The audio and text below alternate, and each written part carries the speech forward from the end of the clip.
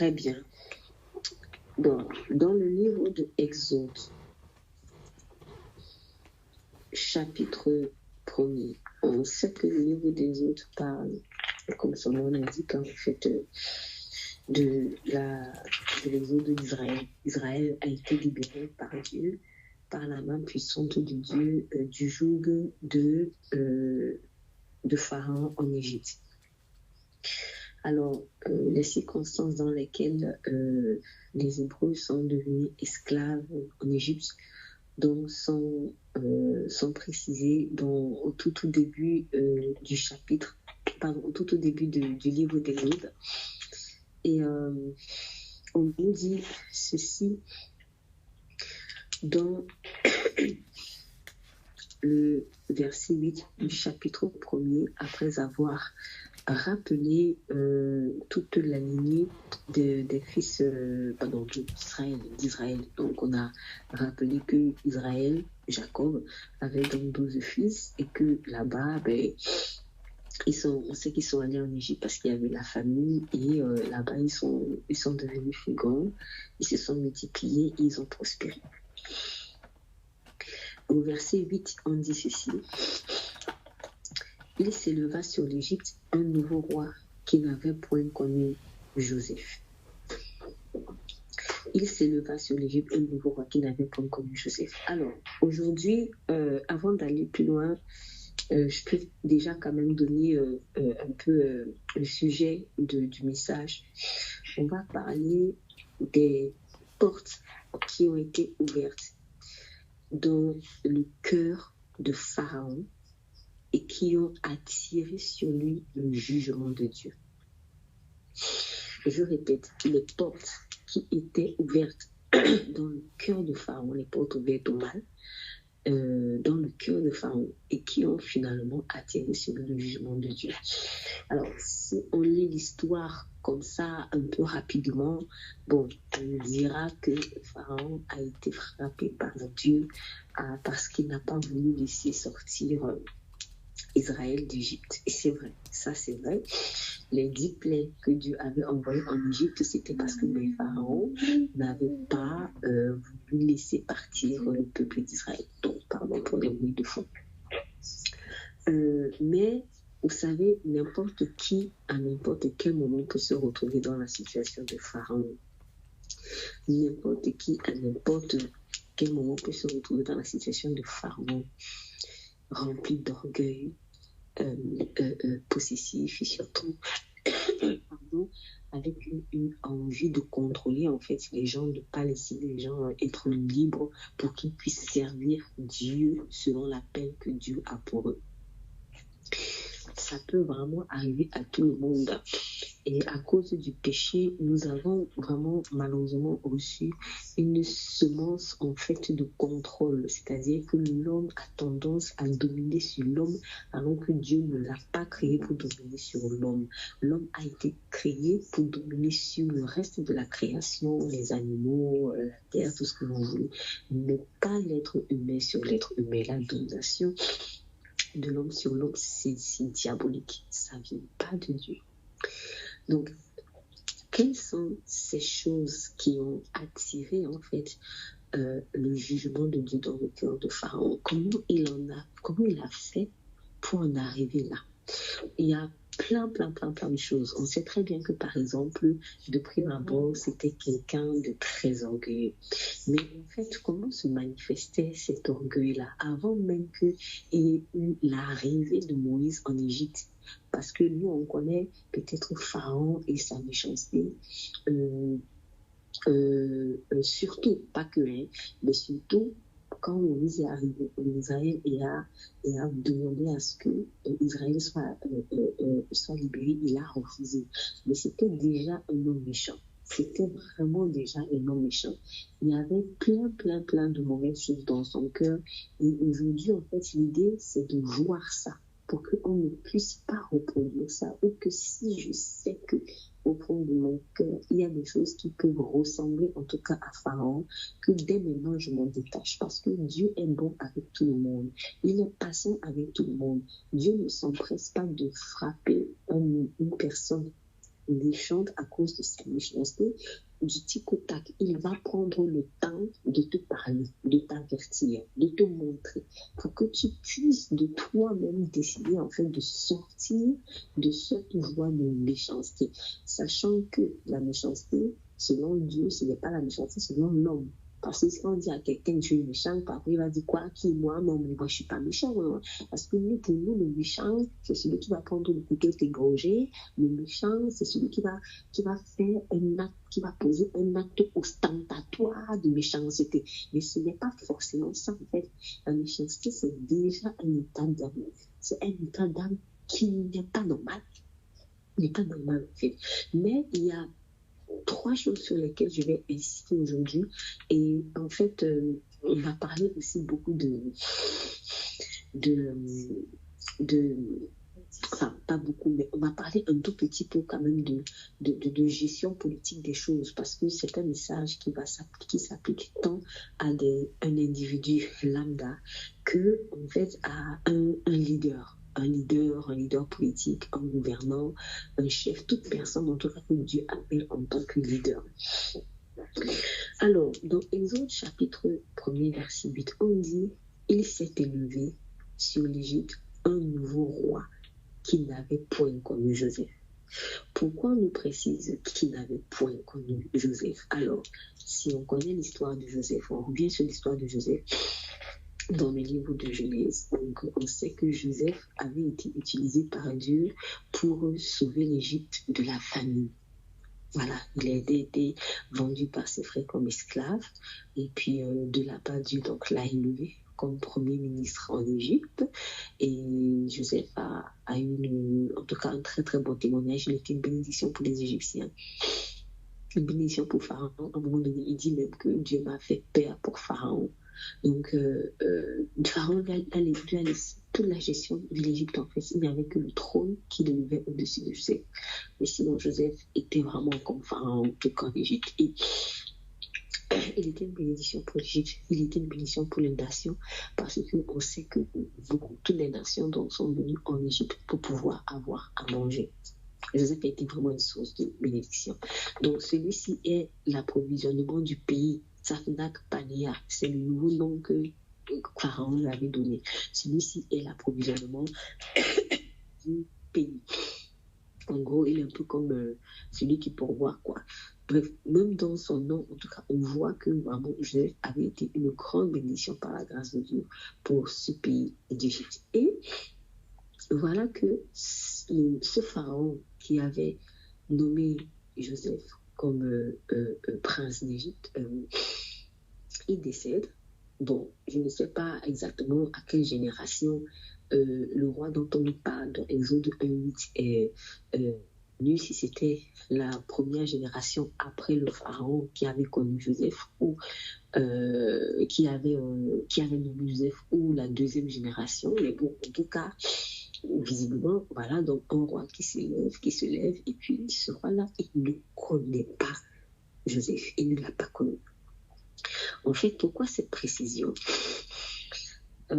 S'il avait connu Joseph, il aurait su, ce pharaon-là aurait su que l'Égypte avait été sauvée de la famine grâce à un Hébreu. Alors, parce que quand on dit qu'il s'est levé un roi qui n'a pas connu Joseph, on nous dit qu'il dit à son peuple, voilà les enfants d'Israël qui forment un peuple plus nombreux et plus puissant que nous. Voilà. Alors montrons-nous habiles à son égard, empêchant qu'il ne s'accroisse et qu'il ne survienne une guerre et qu'il se joigne à nos ennemis pour nous combattre et sortir ensuite du pays. Donc, il a commencé à comploter quelque chose de mauvais en fait contre les Israélites, pour les empêcher en fait de se multiplier, de prospérer dans le pays.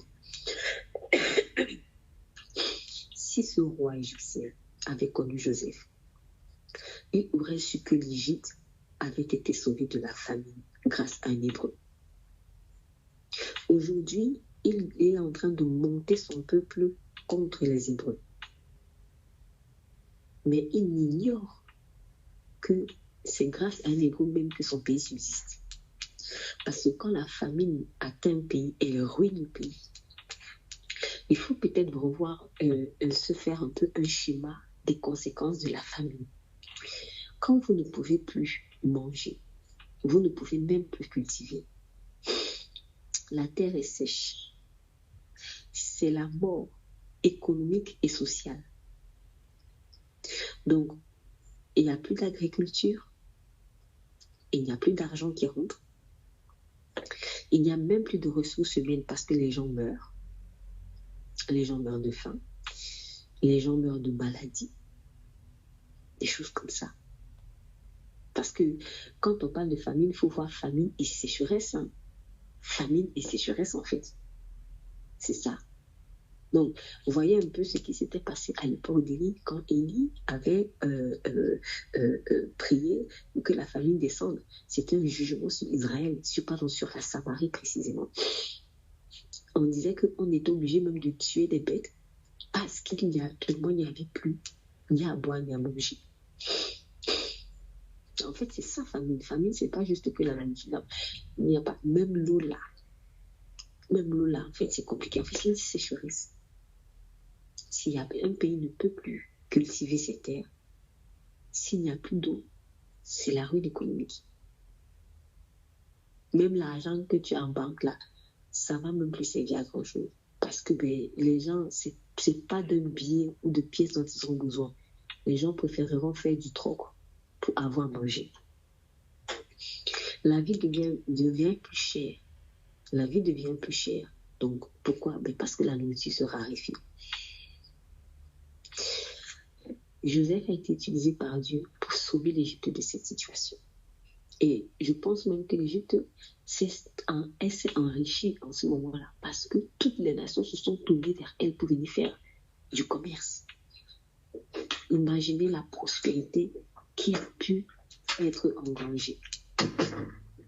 Le pays d'Égypte est devenu prospère grâce à la sagesse que Dieu avait donnée à un Hébreu. Et maintenant, ce sont les Hébreux que le roi Pharaon, lui, il voit comme ennemi. Mais il n'avait pas connu Joseph. Donc, s'il avait connu Joseph, il aurait su que l'Égypte avait été sauvée de la famine grâce à un Hébreu. Il aurait su qu'elle devait sa prospérité à un Hébreu et que leur Dieu est vraiment puissant. Parce que Pharaon, qui avait nommé Joseph prince d'Égypte, avait reconnu la puissance de Dieu dans la vie de Joseph. Nommerais-je une autre personne que celui-ci? Il a l'esprit de Dieu. C'est ce qu'il avait dit. Mais ce Pharaon de Exode 1-ci ne le connaissait pas. Donc s'il avait connu Joseph, il aurait su que non seulement ces Hébreux-là, non, au contraire, c'est un Hébreu. C'est grâce à un Hébreu qui peut-être même il est assis sur le trône. Parce que si ce n'était pas ça, son père ou son grand-père ou son arrière-grand-père, je ne sais pas, aurait été décimé. Il ne serait pas là. Et peut-être que l'Égypte aurait été ruinée. Mais en tout cas, s'il est sur le trône et prospère, c'est grâce à l'Hébreu. D'ailleurs, à un moment donné, quand les Égyptiens n'avaient plus de quoi acheter à manger, ils disaient qu'il ne nous reste que des terres. Et c'est à ce moment-là, en fait, que Joseph a donc vendu des semences. En fait, c'était pour qu'ils aillent recultiver leurs terres. Et l'échange, c'était que la production, 1/5 de la production revienne à Pharaon. Et c'est comme ça donc que Pharaon est devenu propriétaire de toute l'Égypte. C'est resté une loi. Ça, vous pouvez le voir dans le livre de Genèse, chapitre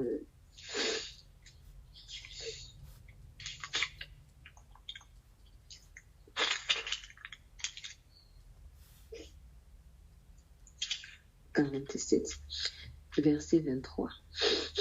Joseph dit au peuple: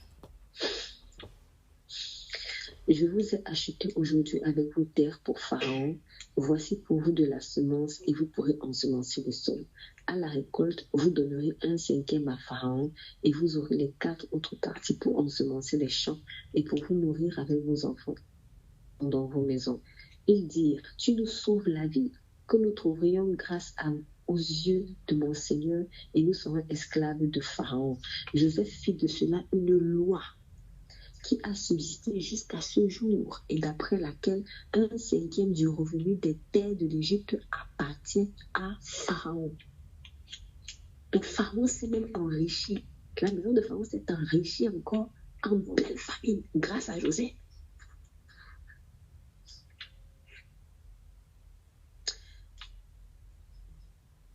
C'est dommage de ne pas connaître quand même son histoire. Je insistais en fait sur cet aspect-là, vraiment l'importance de connaître l'histoire.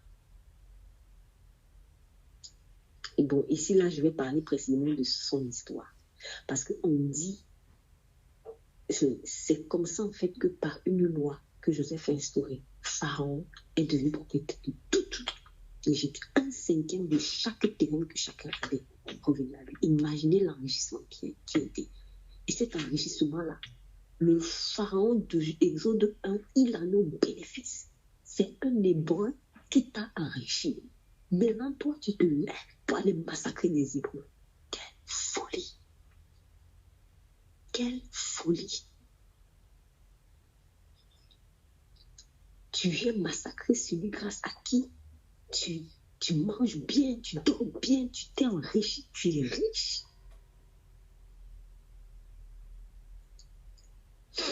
Donc,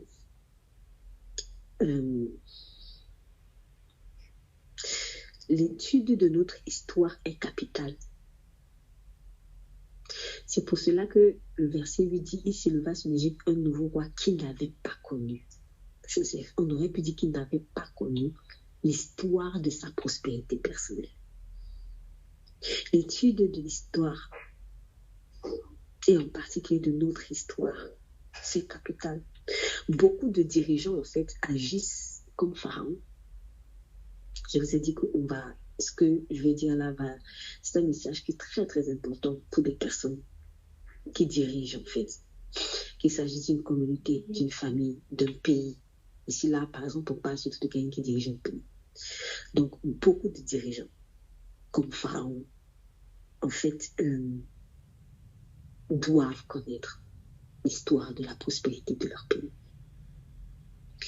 En fait, ils oppriment certains peuples, certaines personnes, à cause de leurs différences ethniques, culturelles ou cultuelles, mais en particulier ceux qui révèrent Dieu, le Dieu vivant, mais ils ignorent même que la prospérité actuelle de leur pays vient donc ressortissant de ce peuple, de cette communauté qu'ils oppriment.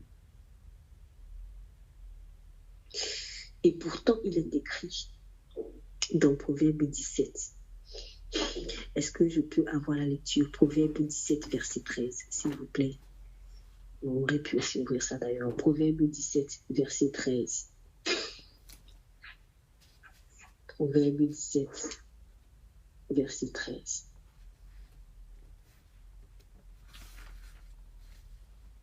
Je vais lire. Proverbe chapitre 17, verset 13. Oui, je vais lire. Merci. Si quelqu'un rend le mal pour le bien, le mal ne quittera pas sa maison. Point. Amen. La sanctification, c'est quoi? La sanctification, c'est apprendre à connaître les principes qui gouvernent le monde. Le principe que Dieu a établi pour gouverner l'univers. C'est ça la sanctification. Et quand je commence donc à marcher dans ces principes, c'est là où je monte, je vais de gloire en gloire. Mon peuple périt faute de connaissance. Mais la connaissance de Dieu, on précise, parce que quand vous lisez la suite, il dit après, comme vous avez rejeté la connaissance de ma loi. Parce que ce n'est pas juste la connaissance en mode babylonienne, parce que beaucoup récupèrent ce verset et croient maintenant que c'est la connaissance de Babylone. Ce n'est pas la connaissance de Babylone. La connaissance de Babylone, là, ça envoie l'orgueil. Ça la fout mourir à ça. On ne parle pas de la connaissance de l'âme du bien et du mal, non, pas la connaissance du roi de Dieu. Le roi de Dieu, ce n'est pas juste spirituel, c'est en tout. C'est en tout. Même étudier des molécules, il y a Dieu dedans. Donc, quand toi, tu es un dirigeant, peu importe ce que Dieu t'a demandé de diriger, même si c'est 3 personnes, même si c'est, je ne sais pas moi, et tu ignores que si quelqu'un rend le mal pour le bien, le mal ne quittera pas sa maison. C'est une malédiction. C'est une grande malédiction qu'un leader, soit d'un pays, soit d'une famille, soit d'une église, soit d'une communauté quelconque, c'est une malédiction qui le libère sur sa propre maison. Quand il fait du mal à une communauté par laquelle Dieu l'avait béni auparavant.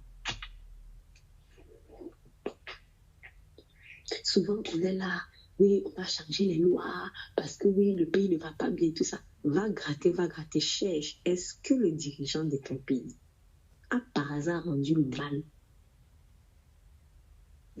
à quelqu'un ou à des personnes qui ont fait du bien?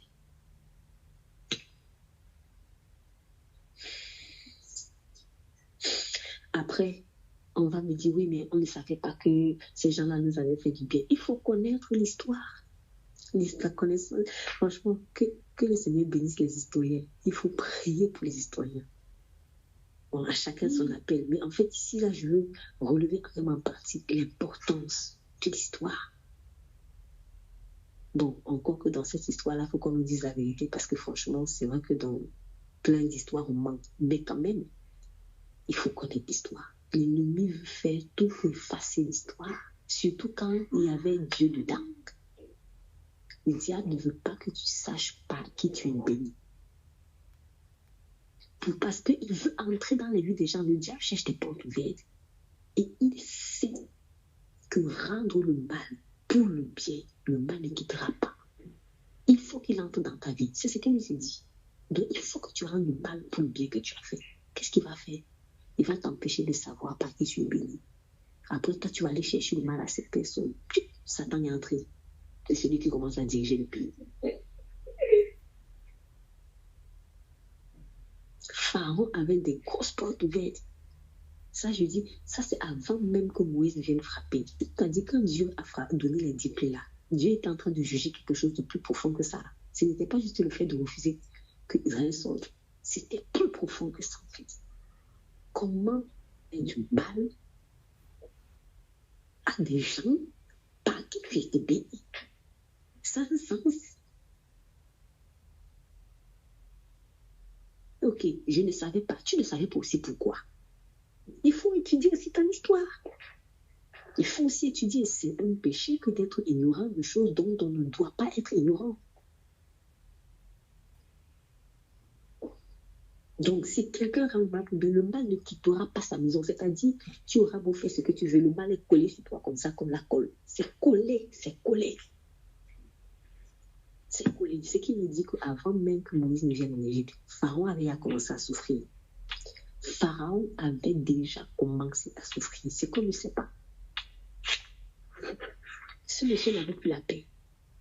Il n'avait pas la paix. C'est une grosse malédiction qu'il a voulu faire comme ça. Et personnellement, connaissant la méchanceté du diable, vous savez, le diable n'aime pas pour nous voir prospérer.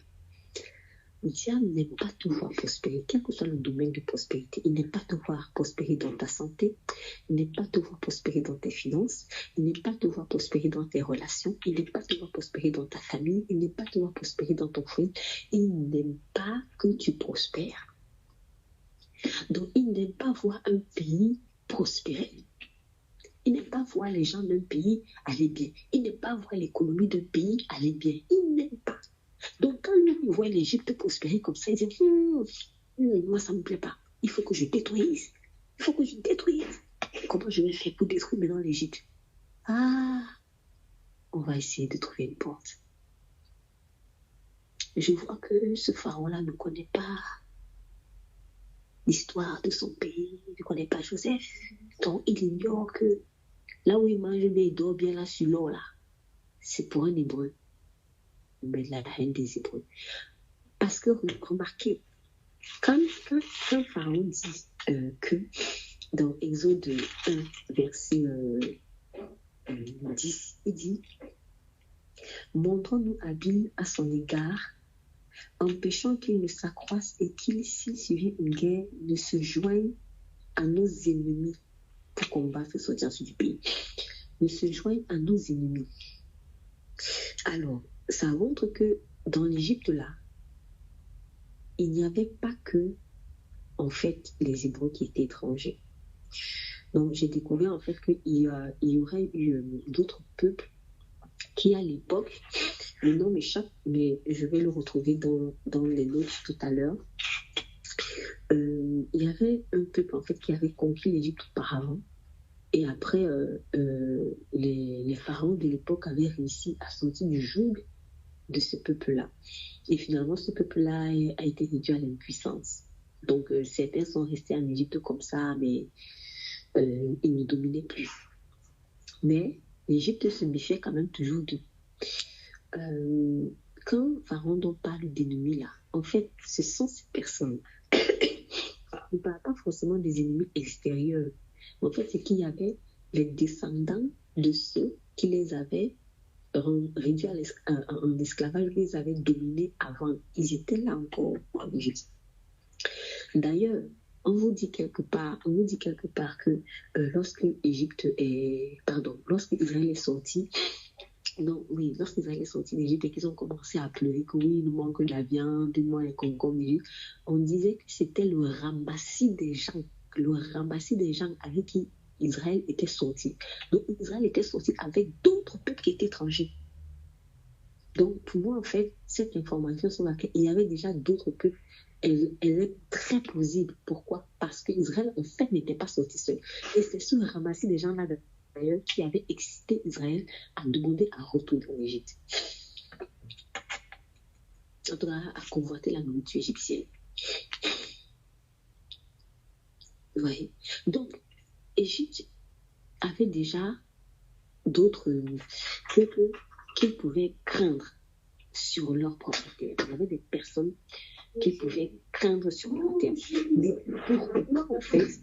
Mais pourquoi c'est seulement sur les Hébreux qu'ils ont voulu carrément faire un génocide? Si je veux parler des enfants, c'est une infanticide, en fait. Pourquoi cet acharnement particulier sur les Hébreux? C'était spirituel. Ces autres peuples étrangers-là, ils n'avaient pas forcément fait du bien à l'Égypte comme les Hébreux avaient fait du bien à l'Égypte. Bon, après, je n'ai pas les détails de toute l'histoire, mais une chose est sûre, c'est que là, en ce moment-là, vraiment, Dieu avait béni l'Égypte au travers de son peuple. Ce n'était pas forcément le cas avec les autres qu'on a appelés après le ramassis des gens. Comme il y a la loi spirituelle et naturelle selon laquelle si quelqu'un rend le mal pour le bien, le mal ne quittera pas sa maison. Il fallait que Satan excite Pharaon contre les Hébreux qui lui faisaient du bien en fait, ou qui lui avaient fait du bien. Quel aurait été l'intérêt pour Satan d'aller exciter Pharaon contre les autres étrangers? Non. Le diable va toujours t'exciter contre la personne. Quelque part sur qui ta bénédiction, en fait, soit est venue, soit repose, soit comme tu veux. C'est pour cela qu'on l'appelle le rusé. C'est vraiment une grande malédiction pour un leader. Déjà pour une personne quelconque, c'est une grande malédiction de rendre le mal à quelqu'un qui t'a fait du bien. Il va t'arriver des trucs, tu vas rien comprendre. Mais vraiment, tu ne vas rien comprendre sauf si tu cherches après le Seigneur pour que tes yeux s'ouvrent.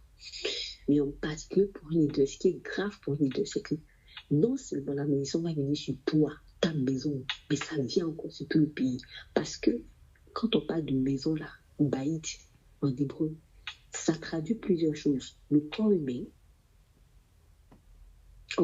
ça ne va pas aussi nous étonner parce que on sait que notre corps est le temple du Saint-Esprit. 1 Corinthiens 6, verset 19. Donc, ça veut dire qu'il y a même des maladies que tu vas voir en faisant le mal à quelqu'un qui t'a fait du bien. Il y a des maladies bizarres qui vont venir sur toi. Des maladies bizarres. Et pas étonnant que l'une des 10 plaies avait aussi frappé le corps même physique des Égyptiens. Pas étonnant. Baïd est à la maison de la douleur, mais c'est la famille aussi. C'est-à-dire des choses bizarres qui vont venir dans ta famille. Souvent, vous savez, dans nos familles, même dans nos familles, il y a souvent des malédictions bizarres. Parfois, ce sont des choses.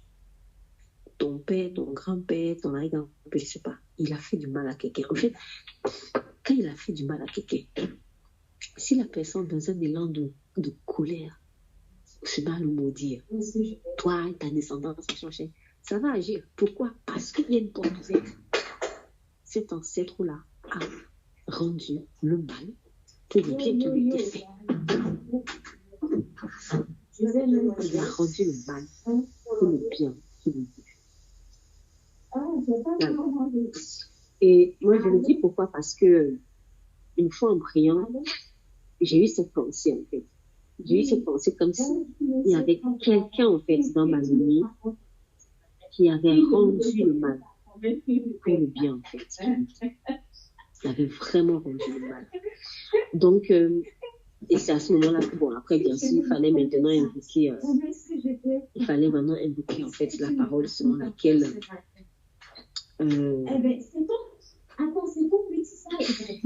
les malédictions, en fait, chacun mourra pour son propre péché. Chacun mourra pour son propre péché. C'est-à-dire que ce que les pères ont fait, ce ne sont pas les fils qui vont payer. Ce que les pères ont fait, ce ne sont pas les fils qui vont payer. Donc, c'est comme ça, en fait, que tu vas sortir de là. Donc, en tout cas, il faut savoir que il y a des choses bizarres qu'on peut vivre, soit dans notre famille, soit dans une communauté. Et pourquoi? Parce que, par exemple, le dirigeant, le leader, il a rendu le mal pour le bien, en fait. Et puis, ça retombe sur sa terre. C'était vraiment quelque chose de très, très, très, très grave que Pharaon avait fait. Et il ne faut pas, faut faire très, très attention avec, en fait. Donc, c'est un principe. Lorsqu'un dirigeant d'un pays fait du mal à une personne ressortissante d'un peuple par lequel Dieu l'avait béni et dont il doit en plus sa prospérité économique, il attire dans son corps physique, dans sa famille, dans son pays, dans sa terre, une malédiction. Voilà. Donc l'Égypte était en train déjà de sortir de la bénédiction dans laquelle Dieu l'avait placée en rendant le mal aux Hébreux, par qui pourtant Dieu l'avait béni. Donc, le diable, connaissant ce principe spirituel et naturel, avait trouvé le moyen d'enchaîner des pays, des peuples, en passant par leurs dirigeants ignorants ou méprisant l'histoire de la prospérité de leur pays. C'est aussi pour cela que Dieu permet souvent qu'il y ait des révélations sur l'origine ethnique ou raciale.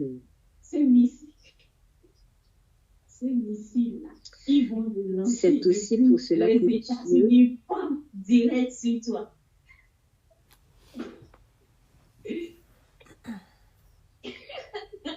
C'est aussi pour cela donc que Dieu permet souvent qu'il y ait des révélations sur l'origine ethnique ou raciale de certains dirigeants racistes. Donc, il veut, en confondant leur chair, les amener à agir selon sa sagesse afin qu'ils soient délivrés de la malédiction qu'eux-mêmes ont attirée sur leur propre vie et celle de ceux qu'ils doivent conduire en rendant le bien par le mal. En rendant le bien par le mal. Voilà. On ne peut pas...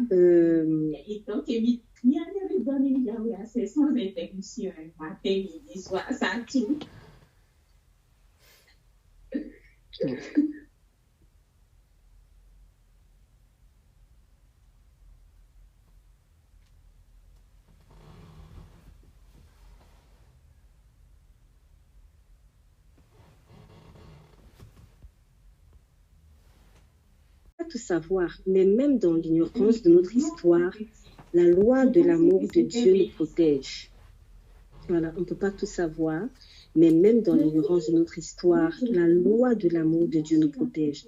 Non seulement il nous commande d'aimer notre prochain, comme nous-mêmes, donc Marc 12, verset 31, mais en plus, il nous commande de ne pas opprimer l'étranger. Voilà, donc il nous commande de ne pas opprimer l'étranger. Exode 23, verset 9. Est-ce qu'on peut lire Exode 23, verset 9, s'il vous plaît?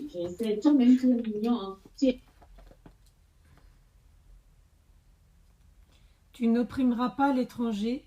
Vous-même, vous savez ce qu'éprouve l'étranger, car vous avez été étrangers en Égypte. Amen. Voilà. En fait, ce que je veux dire, c'est quoi? Ce que je veux dire, c'est que dans l'ignorance de notre histoire, la loi de l'amour de Dieu peut nous protéger. Donc, c'est vrai, je ne peux pas tout savoir. Mais si je marche dans l'amour de Dieu, qui me commande en fait d'aimer mon prochain comme moi-même, en fait, je vais être protégée de plein de choses. Exode 23, 9 dit, tu n'opprimeras point l'étranger. Vous savez ce qu'éprouve l'étranger, car vous avez été étranger dans le pays d'Égypte. Pareil dans Deutéronome 23, 7. Deutéronome 23, 7, il dit à Israël, précisément, tu n'auras point en abomination l'Édomite, car il est ton frère. Tu n'auras point en abomination l'Égyptien, car tu as été étranger dans son pays. Donc, en fait, ça veut dire quoi? Ça veut dire que Dieu rappelle à Israël le lien de fraternité qu'il a avec les Édomites, d'une part, et l'accueil qu'il avait reçu de la part des Égyptiens quand ils se sont réfugiés chez eux pour fuir la famine. Dieu parle à une génération d'Israélites qui n'avaient pas connu Ésaü, le frère, leur frère de leur ancêtre. Un instant. Donc, du coup, dans Exode, pardon, dans Deutéronome 23, 7, on dit, tu n'auras point en abomination l'Édomite, car il est ton frère, tu n'auras point en abomination l'Égyptien, car tu étais étranger dans son pays. Donc Dieu rappelle à Israël le lien de fraternité qu'il a avec les Édomites d'une part, et l'accueil qu'il avait reçu de la part des Égyptiens quand ils se sont réfugiés chez eux pour fuir la famine. Donc Dieu parle à une génération d'Israélites qui n'avaient pas connu Ésaü, le frère de leur ancêtre Jacob, et qui n'avaient pas non plus vécu à l'époque où Jacob quitta Canaan avec les siens pour trouver asile en Égypte et être ainsi sauvé de la mort. Et pourtant, Dieu parle à cette génération d'Israélites comme si c'était elle qui avait vécu toutes ces choses. Donc, ce que nos ancêtres ont vécu comme bénédiction par le passé, en fait, nous affecte en bien. Si Jacob n'avait pas émigré en Égypte, il aurait péri avec sa descendance. Il aurait péri avec sa descendance. Et les Israélites à qui Dieu s'adressait dans Deutéronome 23, 7 n'auraient pas existé. Beaucoup d'entre eux ont eu des ancêtres qui étaient nés en Égypte, quoique issus de parents hébreux. Et donc, je reprends, beaucoup d'entre eux ont eu des ancêtres qui étaient nés en Égypte, quoique issus de parents hébreux. Si vous êtes issus de parents qui ont émigré dans un autre pays, ou soit vous êtes né, soit vous avez grandi, il ne faut pas avoir en abomination le pays étranger où vos parents ont émigré et où peut-être vous résidez désormais. Voilà. N'ayez pas non plus en abomination le pays d'où vos parents ont émigré, leur pays d'origine, car les ressortissants de ce pays sont vos frères, comme l'était Édom pour Israël. Agir contrairement attire sur soi une malédiction.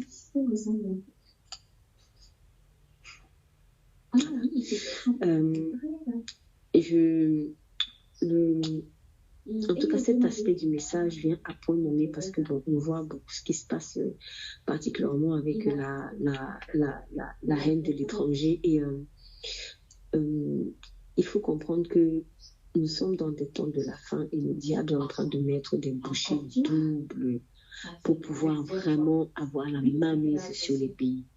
Et quand on réalise en fait cette loi-là, que si le mal ne quittera pas la maison de celui qui rend le mal pour le bien, on comprend pourquoi est-ce que le diable est en train de susciter la haine en fait contre les étrangers. Parce que chez beaucoup de ces personnes dites étrangères, vis-à-vis de qui certains dirigeants sont en train de se nourrir, en fait, pour beaucoup là, si on fouille bien, leur pays a été béni une fois par ces étrangers contre qui on est en train d'agir. Et du coup, avec ça, il ne faut pas s'attendre à ce que le pays aille mieux. Le pays n'ira pas mieux. Malheureusement, il ne fait que s'enfoncer en fait dans une addiction. Il ne fait que s'enfoncer. Et le diable n'a que faire. Mais il n'a que faire. Tout ce qu'il veut, c'est de pouvoir avoir la main mise, en fait, sur les populations. Donc, Dieu nous dit, tu n'opprimeras pas l'étranger. Vous savez ce qu'éprouve l'étranger, car vous avez été étranger dans le pays d'Égypte. Et il dit à Israël, tu n'auras pas un abomination édomite. Et pourtant, les Édomites n'ont pas été toujours gentils avec les Israélites, hein. Au contraire. Il dit, tu n'auras pas un abomination égyptien car tu es étranger dans ce pays. Il ne parle pas ici à des personnes qui avaient émigré à l'Égypte au temps de leurs ancêtres, mais il le parle comme si c'était à leurs ancêtres qui s'agissait. Ça veut dire quoi? Ça veut dire que, en fait, ce que ton ancêtre a vécu, ça t'impacte. Parce que si ton ancêtre n'avait pas immigré en Égypte, si Jacob n'était pas parti en Égypte, on n'aurait même pas eu ces Israélites-là 400 ans plus tard. Je peux me retrouver dans un pays, mais en fait, c'est parce que mes parents ils ont émigré, en fait. Donc, le Seigneur, il me voit comme un immigré, parce que c'est le cas, il faut le dire. Donc, si maintenant, moi, je me mets soit à haïr le pays où mes parents ont émigré, et peut-être je suis née, où j'ai grandi, si je ne suis pas née, ou que je me mets à haïr aussi. C'est-à-dire, c'est comme si Israël se met à haïr l'Égypte, ou alors si je me mets à haïr peut-être les gens de mon pays d'origine, parce qu'il y a des gens comme ça, je sais pas moi, mais par orgueil, il veut montrer que non, il ne vient pas de ce pays-là. C'est horrible. Là, en fait, tu es en train de te comporter comme Israël aurait pu se comporter vis-à-vis des Édomites, alors que ce sont tes frères. Donc Dieu dit, n'est pas en abomination tes frères, parce que c'est ton frère.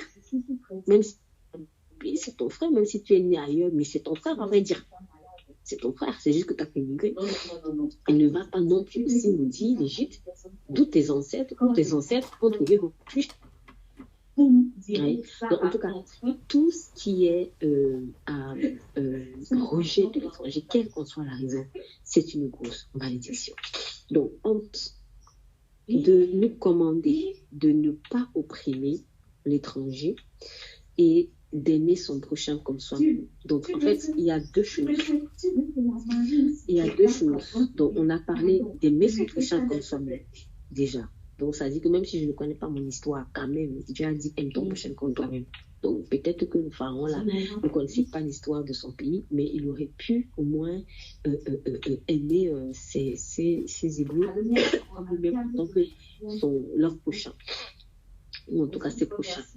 Et en plus de ne pas opprimer l'étranger, donc je répète, certes, peut-être je ne connais pas mon histoire, mais au moins il y a deux autres lois de Dieu qui peuvent m'aider. Premièrement, l'amour pour son prochain. Deuxièmement, ne pas opprimer l'étranger.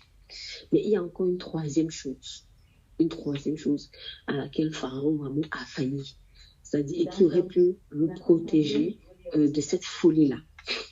C'est Proverbe 3, verset 29. Proverbe 3, verset 29 dit quoi? Ne médite pas le mal contre ton prochain alors qu'il habite en toute confiance près de toi. Ne médite pas le mal contre ton prochain alors qu'il habite en toute confiance près de toi. Voilà. Donc, avec cette loi-là, malheureusement, Pharaon, lui, il manigançait le mal contre Israël, alors qu'Israël vivait sans défiance sur la terre de Pharaon. Donc, ils étaient là, tranquilles. Et puis, Pharaon se lève et puis commence à manipuler les choses. Ouais. Alors qu'on ne lui veut rien. Et c'était la même chose avec Aman. C'était la même chose avec Aman qui planifiait d'exterminer tous les Juifs du royaume des Mèdes et des Perses, alors que ces derniers vivaient tranquilles dans le pays. Voilà. Et même que ces Juifs-là avaient été des déportés de Babylone. Donc Esther 2, est-ce qu'on peut dire Esther 2, versets 5 à 6? Esther 2, versets 5 à 6. Esther chapitre 2, verset 5 à 6. Je vais lire. Alors, il y avait à Suse, la capitale, un juif du nom de Mardoché. C'était un fils de Jaïr, un descendant de Chiimé, de Kis, un benjaminite, qui avait quitté Jérusalem en compagnie du groupe d'exilés partis avec Jéconia, le roi de Juda, sur ordre de Nabuchodonosor, le roi de Babylone. Amen. Très bien. Donc, on nous dit que là, on voit bien que Mardoché, comme beaucoup de personnes, en fait, c'était des gens qui étaient, en fait, ils sont sûrement nés en Perse. Parce que, en fait, j'avais vu que si on calcule que, par exemple, Mardoché avait quitté carrément Jérusalem pour venir ici, lui-même physiquement, à cette époque-là, il aurait eu 130 ans. Bon, ce qui est quand même un peu bizarre. Donc, mais il y a de fortes chances plutôt que, en fait, lui soit lui-même issu de parents qui avaient immigré, en fait. Donc, de parents qui avaient été déportés. Donc, en fait, c'était même pas comme une immigration choisie. C'était une immigration qui avait été imposée. Donc, ils n'ont même pas voulu se retrouver là. On les a carrément déportés. Il a vécu dans un pays qu'il n'a pas choisi, mais bon, après, il a accepté. Et maintenant, on l'a forcé à immigrer là, et on va encore le tuer, soit disant que parce qu'il est dangereux. Mais pourquoi vous m'avez vraiment déporté ici? C'est bizarre, c'est vraiment la folie, en fait. Donc, ça, c'est encore la particularité de Aman. Oui, dans le cas de Aman et de Mardoché, c'est que dans le cas de Mardoché, ce n'était pas une immigration choisie, c'était vraiment une immigration qui avait été imposée par une armée ennemie, en fait. Donc, dans l'histoire de Mardoché, on voit que Dieu avait sauvé aussi le roi Assyrus d'une grande malédiction. Il avait sauvé d'une grande malédiction, celle de porter atteinte à la vie de Mardoché, qui lui avait sauvé la vie. Le même phénomène.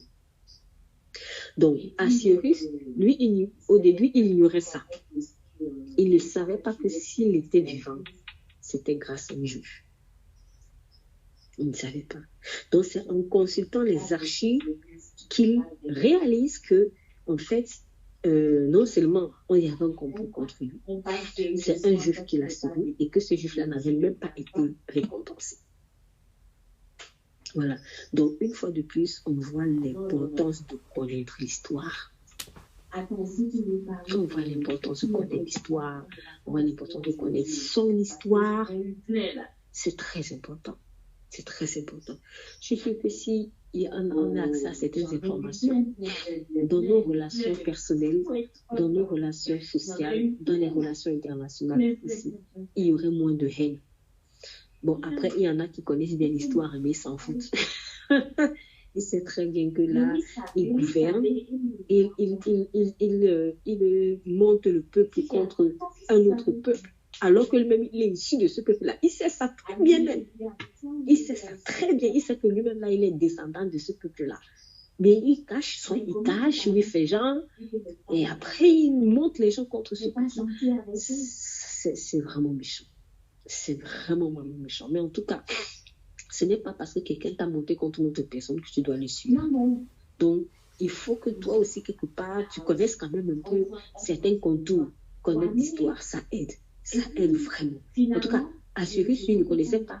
Il ne savait pas. Il ne savait pas qu'il est vivant grâce à Mardoché. Et en plus, il ignorait même qu'il n'avait pas été juste parce que quand même quelqu'un te sauve la vie, tu restes comme ça. Donc, le diable veut que nous oublions l'histoire, en particulier l'histoire de notre bénédiction actuelle, afin de nous pousser au mal et lui ouvrir des portes dans notre vie. Le diable ne veut pas que tu saches grâce à qui tu as été béni. Il ne veut pas. Oui, il veut que tu minimises ça. Oui, il veut que... Je sais pas, mais il ne veut pas. Il ne veut pas. Il ne veut pas que tel pays sache que, par exemple, il est prospère grâce à un réveil chrétien qui a eu. Il ne veut pas. On peut multiplier les choses comme ça. Il ne veut pas.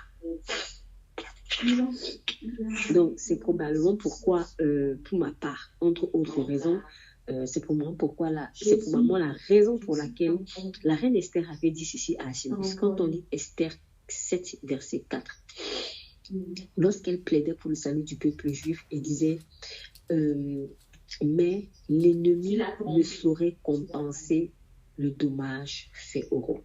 L'ennemi ne saurait compenser le dommage fait au roi. L'ennemi ne saurait compenser le dommage fait au roi. En fait, elle parle de quel dommage? Elle parle de quel dommage? Pour ma part, il y en a au moins 3. 3 dans un. Et même 4. Oui. Donc, quand elle dit, elle a dit à Jésus, si au moins on m'avait vendu comme esclave, j'aurais accepté. Mais là, la chose est tellement grave que, je dis avec mes mots, la chose est tellement grave que l'ennemi ne saurait compenser le dommage sur le roi. Ça veut dire qu'elle est en train de dire à son mari que si tu laisses faire, mais les dégâts qu'il y aura là, on ne pourra même pas te compenser ça. On ne pourra pas te restituer. Ça sera trop grave. De quel dommage il s'agit? En fait, je crois que cette phrase-là a interpellé à celui qui s'est dit, mais de quoi il s'agit comme ça?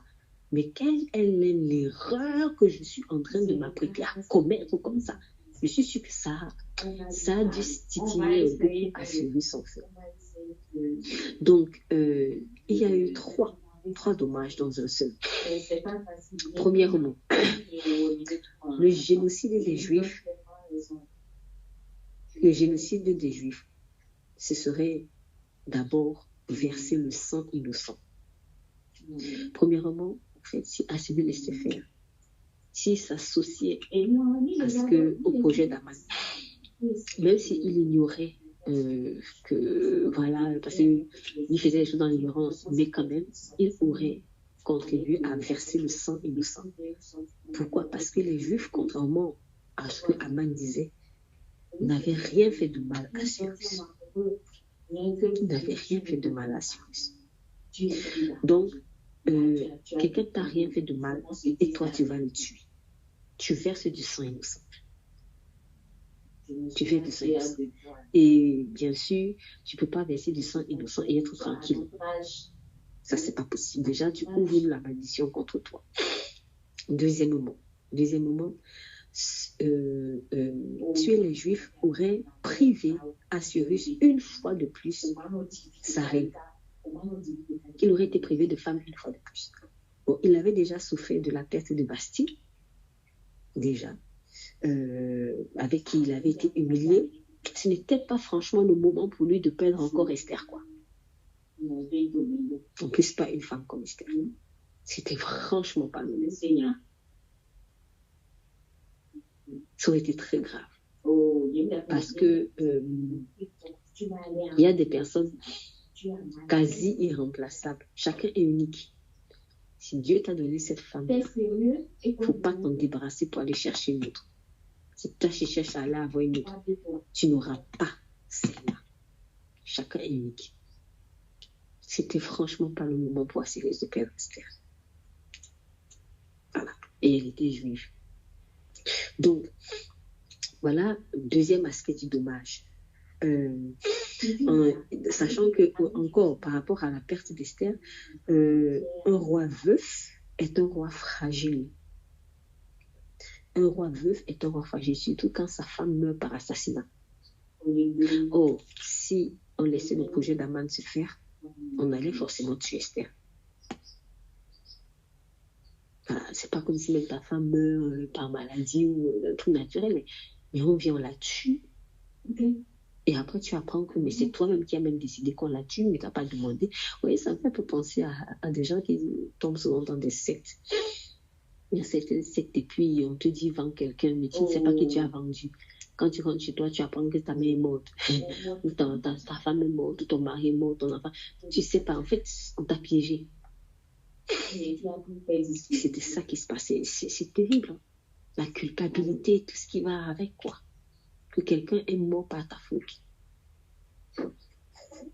Mais parce que tu ne connais pas les implications de ton acte. Donc, ça, c'était le deuxième aspect du dommage. Le troisième aspect, c'est que, ayant été sauvé par un juif, Assyrus aurait fatalement attiré la malédiction sur sa propre vie, dans sa famille et dans tout le royaume qui était déjà prospère. Parce qu'on voit dans le premier livre d'Esther que le royaume d'Assyrus était très très prospère. Il régnait sur 120 provinces, il a fait une fête pendant des mois, rien que pour montrer sa richesse. C'est un royaume hyper prospère. Donc, oui, dès que Satan voit qu'un royaume est prospère, ça le dérange. Il faut qu'il attire la malédiction. Donc, tuer les juifs,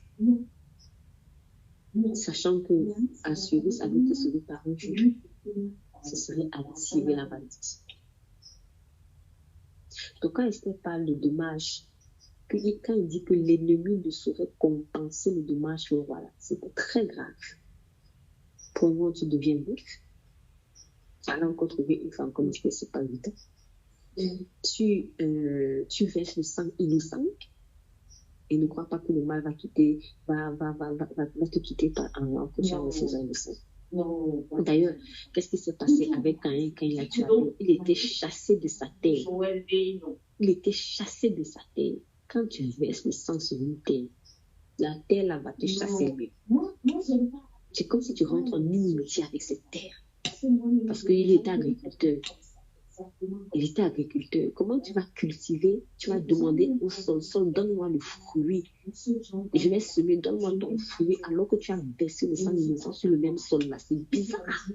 C'est comme si tu veux boire de l'eau, mais avant de boire de l'eau, tu mets le poison dedans, et après tu bois. Et tu dis, il faut que je sois en bonne santé. Ça n'a aucun sens. Tu ne peux pas verser le sang innocent et traverser. Donc, il y a, franchement, c'était trop grave. C'était trop grave. Rien qu'avec ces trois aspects-là, vraiment le dommage qui aurait été causé, c'était très grave. Mais on peut même encore ajouter un quatrième aspect du dommage.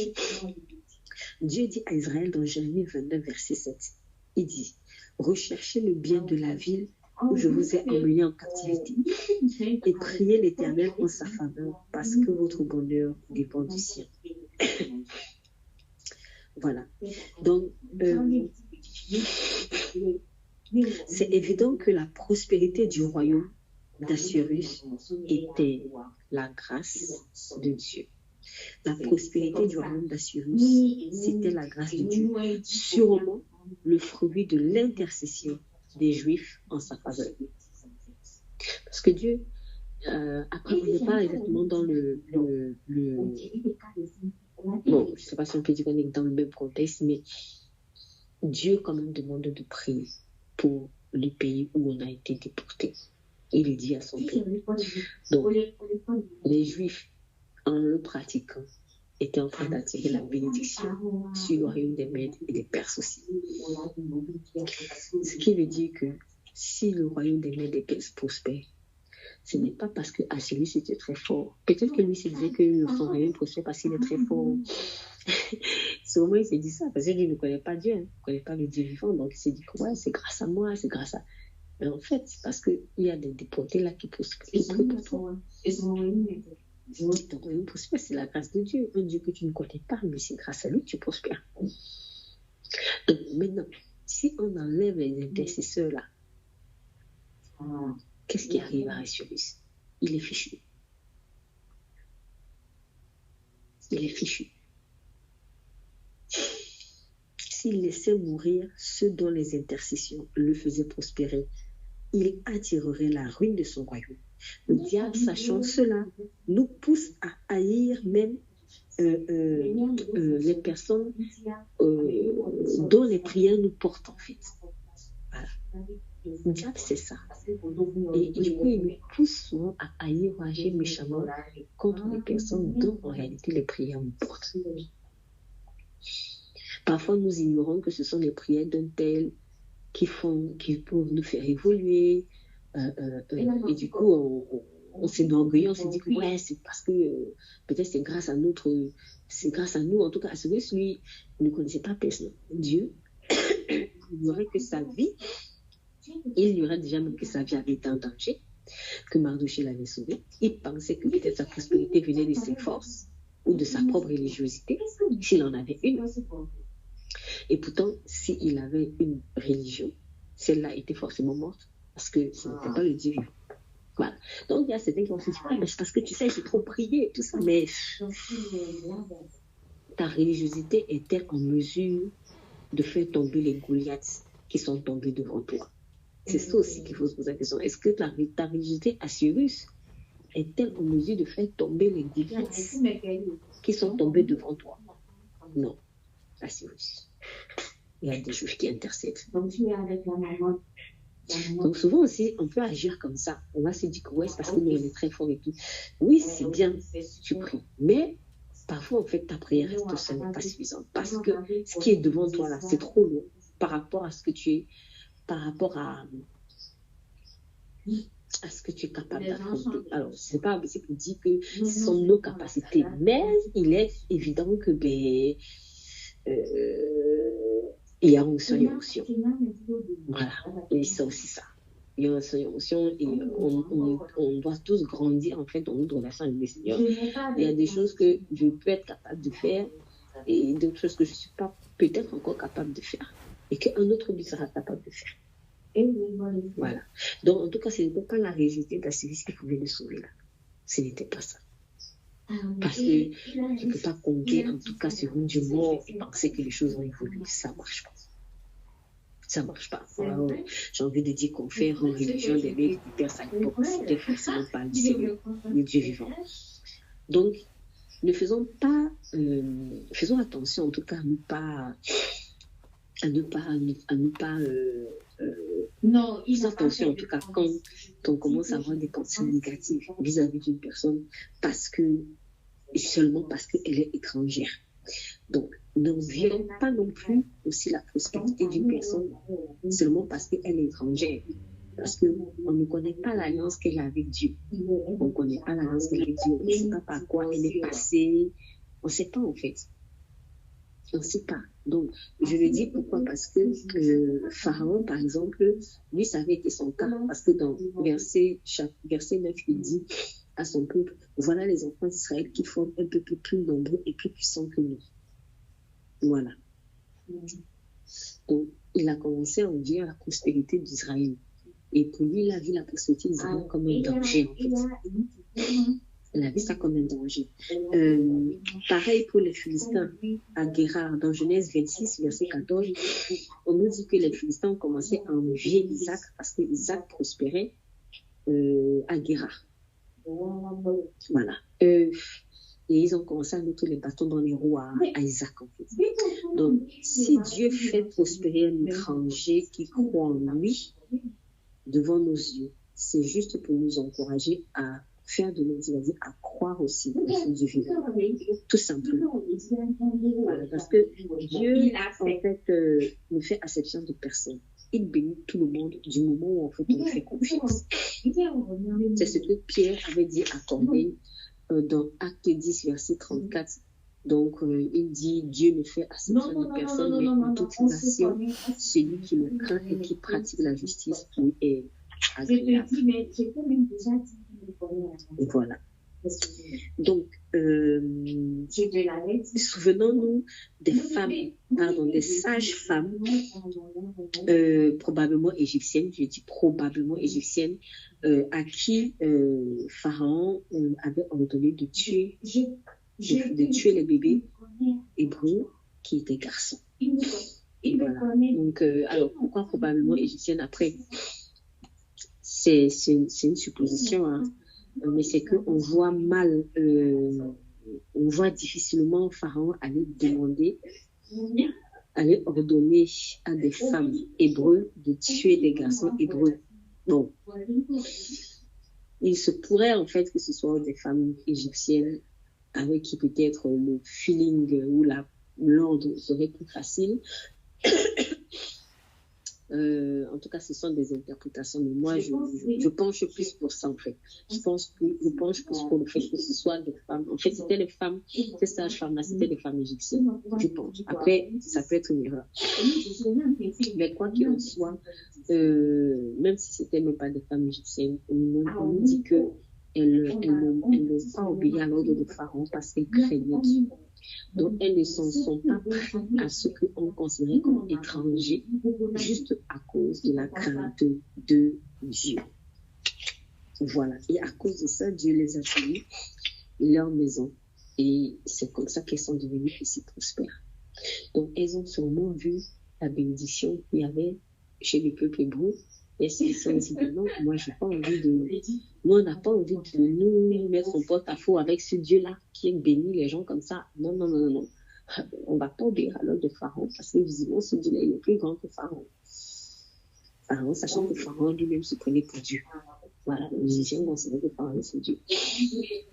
Non, vous voyez, en fait, comme Dieu fait prospérer un étranger devant toi, c'est juste pour t'attirer, en fait.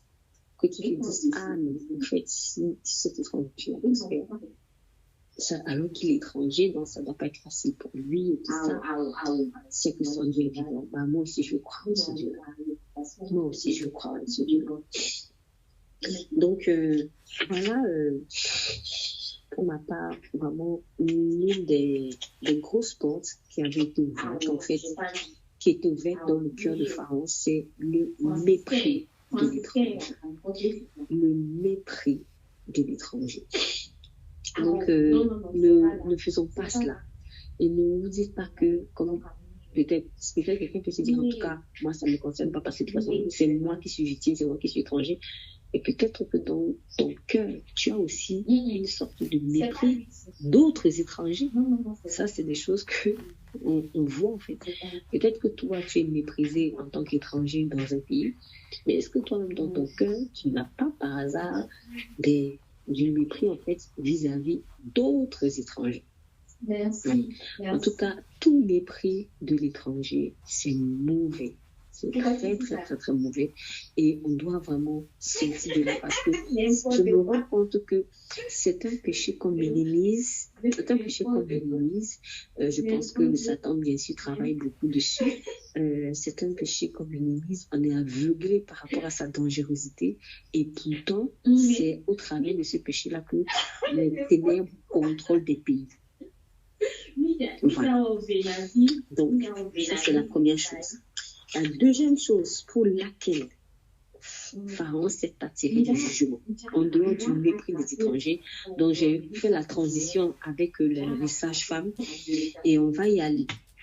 Donc, on est dans Exode chapitre 1er toujours. Exode chapitre 1er et on est dans verset... verset 15. Est-ce qu'on peut lire s'il vous plaît du verset 15 au verset 22? Exode chapitre 1er, verset 15 à verset 22. Je vais lire. Le roi d'Égypte parla aussi aux sages-femmes des Hébreux.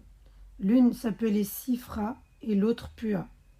Il leur dit: quand vous aiderez les femmes des Hébreux à avoir leurs enfants, et que vous regarderez sur le siège d'accouchement, si c'est un garçon, faites-le mourir. Si c'est une fille, laissez-la vivre. Mais les sages-femmes avaient la crainte de Dieu, et elles ne firent pas ce que leur avait dit le roi d'Égypte. Elles laissèrent vivre les enfants. Le roi d'Égypte convoqua les sages-femmes et leur dit: pourquoi avez-vous agi ainsi? Avez-vous laissé vivre les enfants? Les sages-femmes répondirent au Pharaon: c'est que les femmes des Hébreux ne sont pas comme les Égyptiennes. Elles sont vigoureuses et accouchent avant l'arrivée des sages-femmes. Dieu fit du bien aux sages-femmes et le peuple devint nombreux et très puissant.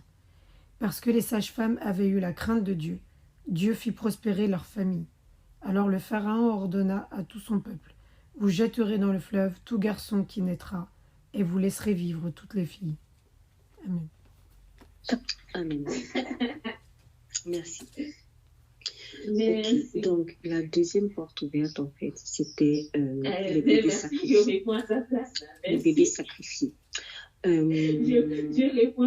On voit ici le rôle crucial des sages-femmes, toujours dans l'histoire des Hébreux en Égypte. Le Pharaon voulait les utiliser comme pour donner la mort aux enfants garçons, les Hébreux. Mais ces femmes, par crainte de Dieu, n'ont pas obéi à Pharaon et ont laissé les bébés vivre. Voilà. En fait, j'ai vu que dans la sage-femme, dans l'histoire de la profession, en tout cas de la sage-femme, elle était décrite déjà comme celle qui donne la sagesse aux femmes, qui les aide à devenir mères. Donc, on peut pas être appelée sage-femme et donner la mort. On peut pas être sage femme et donner la mort. Franchement, en fait, on marche tellement à contre-courant de certains concepts, en fait. Comment je peux être sage-femme et je donne la mort? Et aujourd'hui encore, on a cet esprit-là, cet esprit de Pharaon qui veut utiliser les sages-femmes qui sont là pour aider les femmes à trouver, pour leur communiquer la sagesse, en fait, à devenir folles, à devenir... En fait, elles sont là pour aider le bébé à sortir. Et maintenant, en fait, le bébé veut les utiliser pour tuer tous les bébés. Et il appelle ça sage. Tu vois, c'est une sage-femme. En tout cas, la sage-femme, selon Dieu, donne la vie. Et précisément, la sage-femme, selon Dieu, aide les autres femmes à donner la vie. Mais elle ne vient pas tuer les bébés de ces femmes-là ou enseigner à ces mères à tuer leurs propres enfants. Ça n'a aucun sens. Donc, Pharaon, lui, il tuait les bébés du peuple de Dieu en masse pour préserver son royaume et maintenir le peuple de Dieu sous son emprise. En revanche, les sages-femmes, Shipra et Poua, sauvaient les bébés. Voilà. Donc, en fait, j'ai un peu trouvé ça marrant parce que les deux femmes avaient un nom qui signifiait la même chose. Shipra et Poua, visiblement, signifie splendide. Splendide. Pour Shipra, il y a belle et splendide, mais splendide aussi, et Poua, c'est splendide. Et je me suis dit, franchement, Dieu merci, parce que c'est trop dommage de pouvoir, en fait, porter quelque chose de splendide, une notion, en fait, belle comme ça, de donner la vie et d'aider à donner la vie et de venir tuer de sang-froid des innocents, des innocents, en fait, des innocents. J'aimerais vraiment même si aujourd'hui c'est moins plébiscité, parce que comme quelqu'un a dit un jour, nous sommes dans un monde où désormais dénoncer le mal est devenu pire que faire le mal même. Faisons attention à toute institution qui a pour but de donner la mort au bébé. C'est une grosse malédiction pour un pays. Je vous assure, c'est une grosse malédiction pour un pays. Une fois, en fait, c'est un aveu que je fais. Il y a des guerres partout. Hein. Il y a eu un pays qui s'est vu attaqué il y a quelque temps, et je ne vais pas citer le nom. Si les gens veulent, ils n'ont qu'à aller aussi chercher la face de Dieu pour ça. Pour d'autres, je dirais en aparté. Mais en fait, il y a un pays qui s'est vu attaqué, en fait, par un autre. Et ça va vraiment pas. Ça va vraiment pas, parce que ben, c'est très, très difficile, en tout cas, visiblement, pour lui de se défendre, de sortir de là. Et enfin, je voyais ça, ça me faisait mal parce que ben, je voyais bien comment est-ce que les ressortissants du pays, bon, déjà, ils en fuient en masse, mais ils souffrent, beaucoup de gens ont perdu des choses, des gens ont perdu la vie. À un moment donné, en fait, comme le Seigneur nous parle beaucoup en ce moment de guerre, de se préparer et tout ça, et du jugement aussi qu'il envoie sur les nations, je me suis dit, Seigneur, pourquoi en fait tu as laissé cela? Est-ce que, après, on n'est pas toujours là pour chercher le pourquoi du comment, hein, parce que c'est pas parce que forcément le mal t'arrive que tu as fait du mal. Attention, attention. Mais bon, parfois aussi c'est le cas. Je me suis dit, Seigneur, est-ce que par hasard, il y a quelque chose, il y a une porte que ce pays a ouvert? Et en fait, j'ai entendu dans mon cœur, beaucoup de sang de bébés ont été versés. Beaucoup de sang de bébés ont été versés. Beaucoup, beaucoup, beaucoup, beaucoup.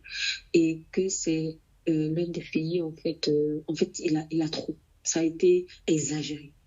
Ça a été exagéré au travers de l'avortement. Ça a été exagéré. C'est trop. Je me suis dit, c'est moi qui pense ou c'est moi qui... Et puis, j'ai décidé d'aller faire quelques recherches. Et en fait, j'ai découvert que, en fait, ce pays-ci aurait le taux d'avortement soit le plus élevé, soit l'un des plus élevés dans le monde. Et ça m'a un peu fait froid dans le dos parce que moi, je ne connaissais pas... Bon, c'était pas un pays auquel je m'intéressais forcément. Je connais pas vraiment son histoire. Donc, je vais dire que je n'avais pas ce genre d'informations-là. Et j'ai réalisé qu'en fait, c'était vraiment l'Esprit de Dieu qui me parlait. Et bien sûr, comme j'expliquais aussi à certains d'entre vous il y a quelques jours, vous savez, quand vous êtes... quand nous étions dans une certaine zone ici à Paris, là où vous allez voir qu'il y a un fort esprit religieux par rapport à Marie surtout, il y a beaucoup de prostitution en même temps. Bon, ce que je n'avais pas ajouté, c'est qu'il y a en même temps beaucoup de sacrifices de bébés. Le sang, vous voyez, c'est rouge. C'est toujours rouge, mais rouge de sang. C'est vraiment la mère des prostituées de Babylone qui est ivre du sang. Je sais que ça devient une chose normale que de tuer les bébés. Ça devient tellement normal parce qu'on en parle, on le fait même de façon, avec des mots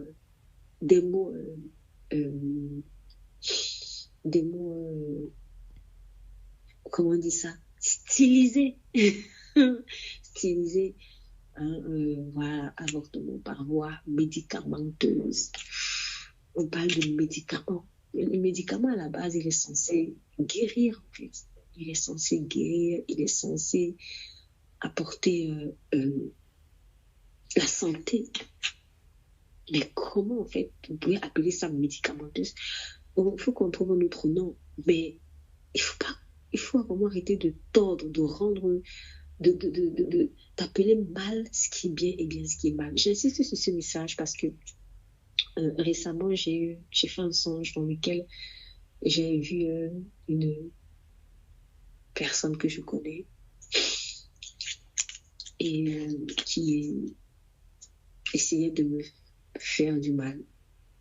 C'est toujours bizarre. Des gens, en fait, tu leur fais du bien, mais ils veulent toujours te rendre du mal. Donc, pourquoi? Parce qu'ils ne veulent pas se laisser enseigner par l'Esprit de Dieu et être libre, en fait, de leurs problèmes. Et à côté de cette personne, j'ai vu un bocal dans lequel il y avait un fœtus mort. Et dans ce bocal, le fœtus était dans le vinaigre et son corps était en décomposition déjà. Et j'ai vu ça et j'ai directement pensé à esprit d'avortement. Et quand je me suis réveillée, j'ai eu en fait à cœur que la personne agit méchamment parce qu'elle ne se pardonne pas d'avoir commis cet acte-là.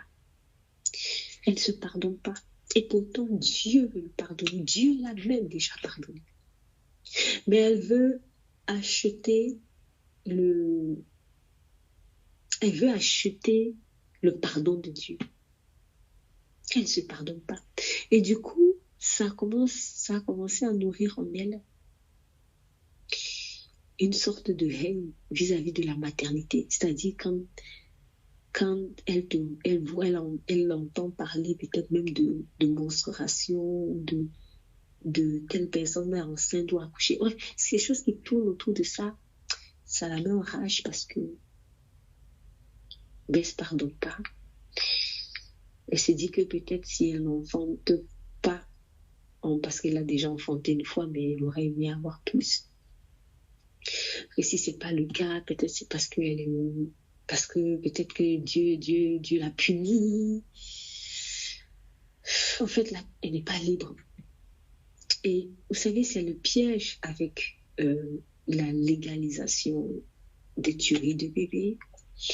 C'est que, en fait, on condamne les gens. Non seulement déjà, les gens versent du sang, puis en plus, il y a des dégâts post-avortement. C'est que les personnes qui le font, elles tombent maintenant dans la culpabilité et elles se font accuser constamment par le diable.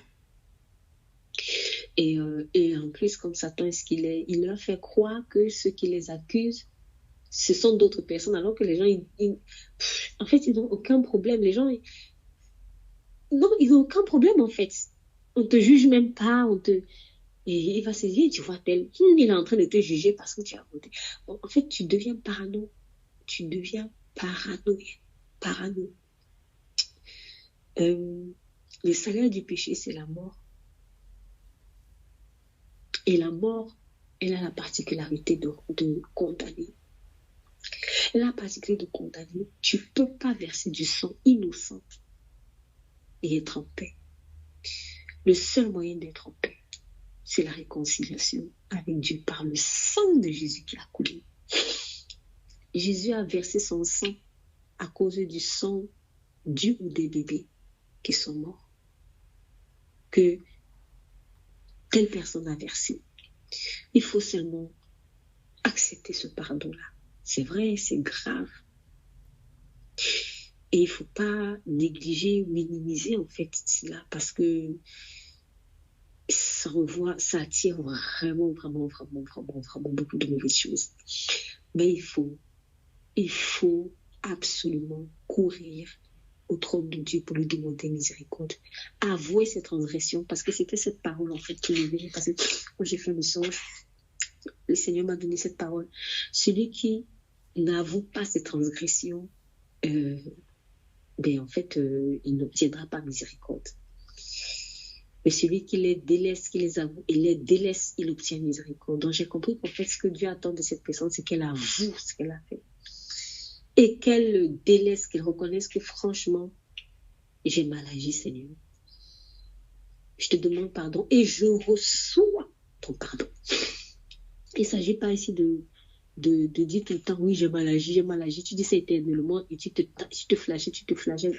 Non, là, tu n'es pas vraiment en train de faire un aveu. Là, tu es en train de te flageller.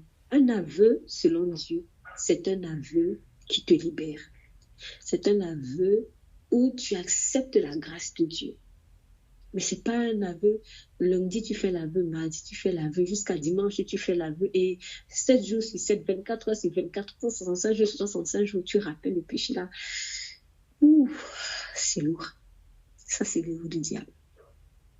C'est l'œuvre du diable. Donc, en fait, j'ai envie de dire, premièrement, il faut éviter ça. Évitons autant que faire se peut vraiment de verser du sang. Le sang des enfants.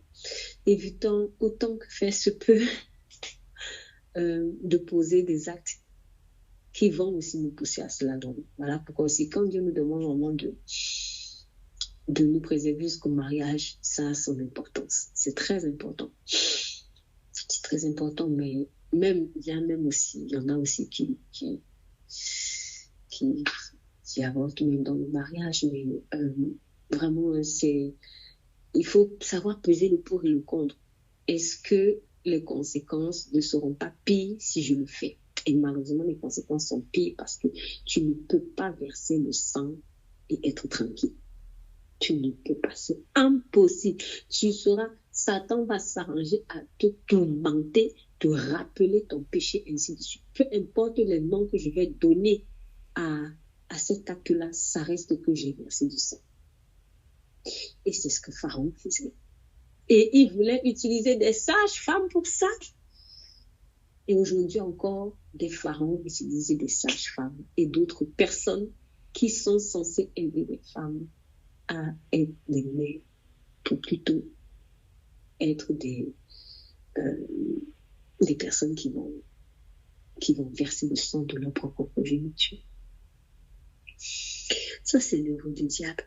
C'est l'œuvre du diable qui passe par des détresses, qui passe par l'ignorance des gens, qui passe par l'orgueil des gens aussi, qui passe par des ambitions des gens. Parce que quand, par exemple, une personne va dire « Ah ouais, je tombe enceinte, non mais je ne peux pas tomber enceinte maintenant, j'ai tel projet, des ambitions. Tu n'es même pas sûr de les atteindre. » Et tu verses le sang juste pour les ambitions. On verse tellement le sang pour les ambitions. C'est pour ça qu'il faut faire attention à nos passions. Quand Jacques dit « Qu'est-ce qui fait la guerre à vous-même? Ne sont pas vos passions. » Les passions là, ça peut nous rendre un jour assassins. Tes passions peuvent te rendre assassin à cause des ambitions. Des femmes ou des hommes vont perturber le foyer d'autres. On va voler le mari d'autrui, on va voler la femme d'autrui à cause des ambitions. À cause des ambitions, on va faire du mal, on va écraser un collègue. À cause des ambitions, on va verser le sang d'un bébé. À cause des ambitions, on va vouloir tuer même son propre enfant. On va le vendre dans des loges sataniques. À cause des ambitions personnelles. C'est pour ça que c'est des choses impures. C'est des choses impures. Quand Dieu permet qu'on traverse des situations pour nous en débarrasser, c'est pour notre propre bien. C'est pour notre bien, propre bien. C'est important. Et le fait d'être serviteur de Dieu ne nous met pas à l'abri de ça. Ouais, ça ne nous met pas à l'abri de ça. Parce que même en devenant pasteur, ou ce qu'on veut prophète, apôtre, diacre, ou je ne sais pas moi, mais en tout cas un leader spirituel, si je ne suis pas débarrassée libre de certaines de mes ambitions, en fait, personnelles, je vais vendre les fidèles. Voilà comment on peut devenir pasteur sorcier, pasteur franc-maçon, et après ça monte, et ça devient autre chose. Et au lieu que les brebis de Jésus donnent vie à d'autres brebis, à d'autres enfants, et bien leurs bébés sont sacrifiés. Donc, en fait, personne n'est à l'abri. Personne n'est à l'abri. Personne n'est à l'abri. Et faisons attention vraiment à cette histoire. Même, je vais même encore aller plus loin. Je dirais même, on ne doit même pas cautionner le fait de verser le sang des enfants. On ne doit même pas cautionner ça parce qu'on peut pécher par association. Il faut vraiment que dans notre cœur, qu'on ne se laisse pas endormir par la mode. Parce que c'est plus difficile de résister à un péché qui est à la mode, vous savez. C'est plus difficile de résister à un péché qui est à la mode. Et beaucoup de personnes, en fait, pêchent, pas parce qu'elles aiment ce qu'elles font, mais c'est parce que le péché est à la mode, en fait. Ouais, mais bon, c'est comme ça maintenant, hein. Donc, c'est devenu normal. Ouais. Donc, l'ennemi veut normaliser le mal pour que ça passe comme crème. Mais le Seigneur nous a encouragés à être fermes. Soyons fermes. Il faut vraiment haïr le fait de verser du sang. Et en particulier, le sang des bébés. Le sang de tous, mais là, on est en train de parler du sang des bébés. Ce sont des bébés, ce sont des enfants, ils sont innocents. Ils n'ont rien demandé. Pourquoi s'en prendre à eux? Ils n'ont rien demandé. Qu'est-ce qu'a dit le Seigneur par rapport à ceux qui vont être des scandales pour les enfants? Il y a une particularité par rapport au fait de scandaliser un enfant. Il a dit, il vaut mieux qu'on attache une balle à son cou. Qu'on le jette, ça veut dire que le châtiment qui va tomber sur toi là, Tu vas préférer qu'on mette une main à ton cou et qu'on te jette dans la mer. C'est chaud. J'imagine même parce que à quoi ça peut être. Parce qu'on dit, tu vas préférer ça. Il dit, vaut mieux. Et si c'est Jésus qui dit ça, aïe, c'est chaud. C'est chaud. Donc, c'est pour dire le péché, le scandale contre un enfant, c'est extrêmement grave.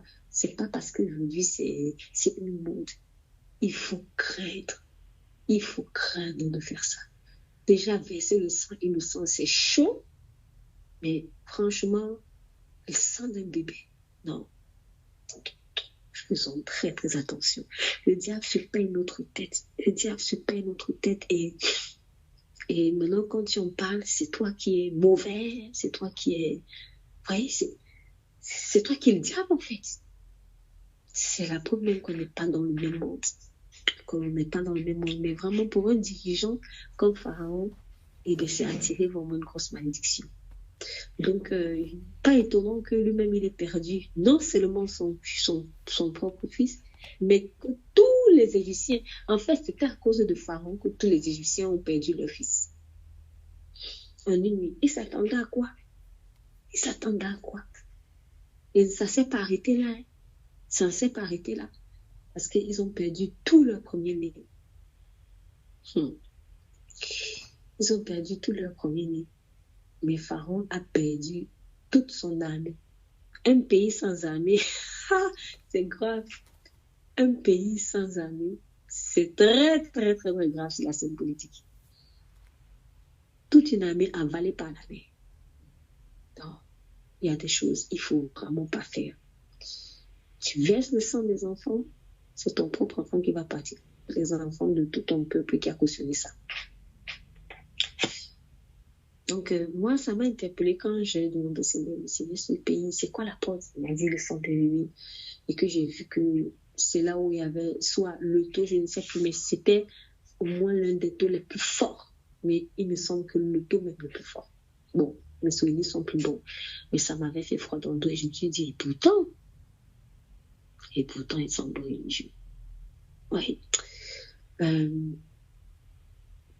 J'ai dit tout à l'heure que la religion d'Asiris n'était pas ce qui allait le sauver. C'était vraiment pas sa religiosité qui allait le sauver. C'est parce que être religieux, c'est une chose, mais si c'est un Dieu mort, appelez-le ou là comme vous voulez,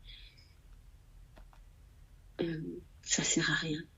Donc on ne peut pas, en plus, soi-disant, adorer tout le temps la mère de soi-disant de Dieu, et en même temps, on insulte en fait la maternité en tuant les bébés. L'ennemi se fait la tête des gens et nous aussi on accepte ça. Ça, c'était une autre grosse malédiction en fait que Pharaon avait attirée sur nous, le fait de sacrifier les enfants comme ça. Et je crois que au-delà même, avant aussi cela, il y avait autre chose. C'est peut-être que le fait qu'il ait fait ça, c'était aussi le fruit de notre mal. C'était le fruit de notre mal. Parce que Pharaon s'était mis à paniquer tout seul, en fait, en voyant la prospérité d'Israël. Il s'était mis à paniquer tout seul. Il s'était dit que si Israël devient grand, si Israël continue à prospérer, Israël allait se retourner contre lui en s'alliant contre ses ennemis. Mais pourquoi il va même d'abord penser des choses comme ça? Pourquoi il va soupçonner le mal comme ça, en fait? Ça m'a un peu fait penser... bon, déjà, j'ai dit tout à l'heure que c'était un homme qui n'avait pas la paix. Et visiblement, il n'avait pas la paix intérieure. Son cœur n'était pas en paix. Son attitude m'a fait penser à l'attitude des frères de Joseph quand Jacob est mort. Ils se sont mis à paniquer tout seuls. Genèse 50, verset 15, on dit: quand les frères de Joseph virent que leur père était mort, ils dirent: si Joseph nous prenait en règne et nous rendait tout le mal que nous lui avons fait. Ils se mettent à paniquer tout seuls. Donc, j'ignore si les frères de Joseph avaient déjà sincèrement demandé pardon à leurs frères du vivant de leur père. Cependant, on voit les conséquences quand même de la méchanceté non avouée totalement. Totalement. Donc, quand tu caches en fait la méchanceté dans le cœur, quand tu caches des transgressions, ça va pas te laisser en repos en fait. Ça va en fait, quand tu n'as pas totalement avoué quelque chose, en fait, ça va te faire fuir. Tu deviens un fuyard. Hein? Tiens, serpent fuyard. Le serpent fuyard. Tu deviens un fuyard, sans même qu'on te veuille du mal. Proverbe 28, verset 1er. Le méchant prend la fuite sans qu'on le poursuive. Le méchant prend la fuite sans qu'on le poursuive. Tu fuis. Ouais, c'est ça que c'est pas bon. Fais cette tendance toujours à fuir, se cacher là. Ça peut refléter beaucoup de choses. Ça peut refléter beaucoup de choses qui ne sont pas réglées. Quelqu'un, après, tu vas dire, ouais, non, c'est que je suis discret, tout ça. C'est faux. C'est pas une question de discrétion. C'est que là, tu es sous l'esprit du serpent fuyard. Tu es en train de fuir. Tu fuis quoi? Il y a quelque chose. C'est qu'il y a des choses sales, pourries, que tu n'as pas avouées ou que tu n'as pas totalement avouées. Il faut mettre ça en lumière. Il faut mettre ça en lumière pour être délivré. Donc, le méchant prend la fuite sans qu'on le poursuive. Ça veut dire que les gens qui prennent la fuite sans qu'on les poursuive là, c'est qu'ils sont méchants. Il y a la méchanceté en toi, en fait. Toujours vouloir prendre la fuite sans qu'on te poursuive, c'est qu'il y a la méchanceté en toi. Et le juste a de l'assurance comme un jeune lion. Voilà, vous voyez le contraste. Voyons aussi Proverbe 28, verset 17. Un homme chargé du sang d'un autre fuit jusqu'à la fosse. Qu'on ne l'arrête pas. Un homme chargé du sang d'un autre fuit jusqu'à la fosse. Quand vous voyez des gens fuient, comprenez qu'il y a la méchanceté en fait en lui. Il se reproche de tellement de choses.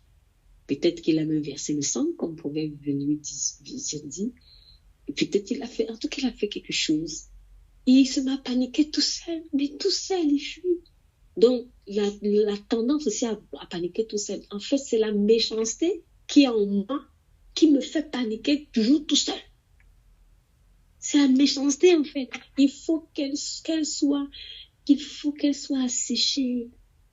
Il faut assécher la méchanceté qui est en nous. C'est elle qui nous fait paniquer tout seul.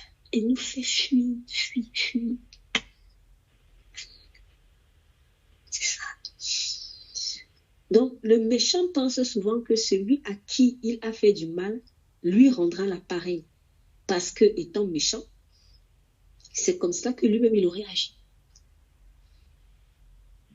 Il faut montrer au méchant que tu es différent de lui, que ton âme est dans la lumière de l'amour de Dieu, un standard bien au-dessus de la méchanceté.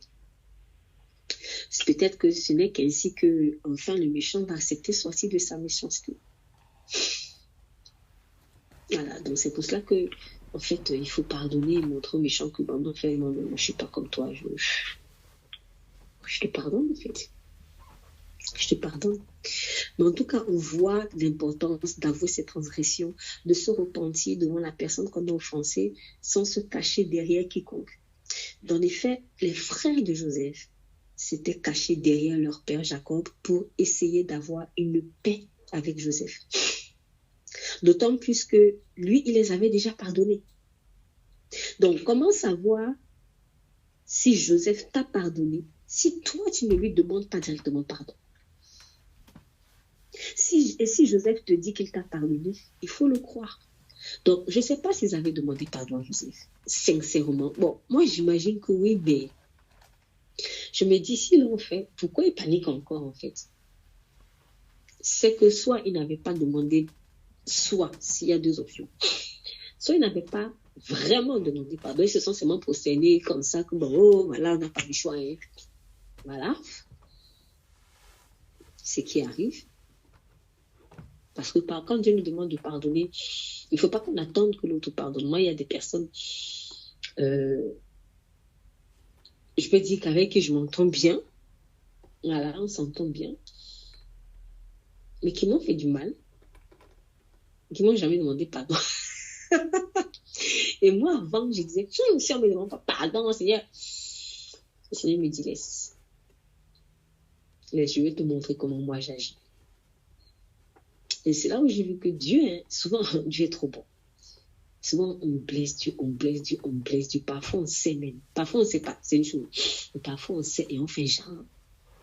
Et on vient encore devant lui. On prie que donne-moi ceci, il donne encore.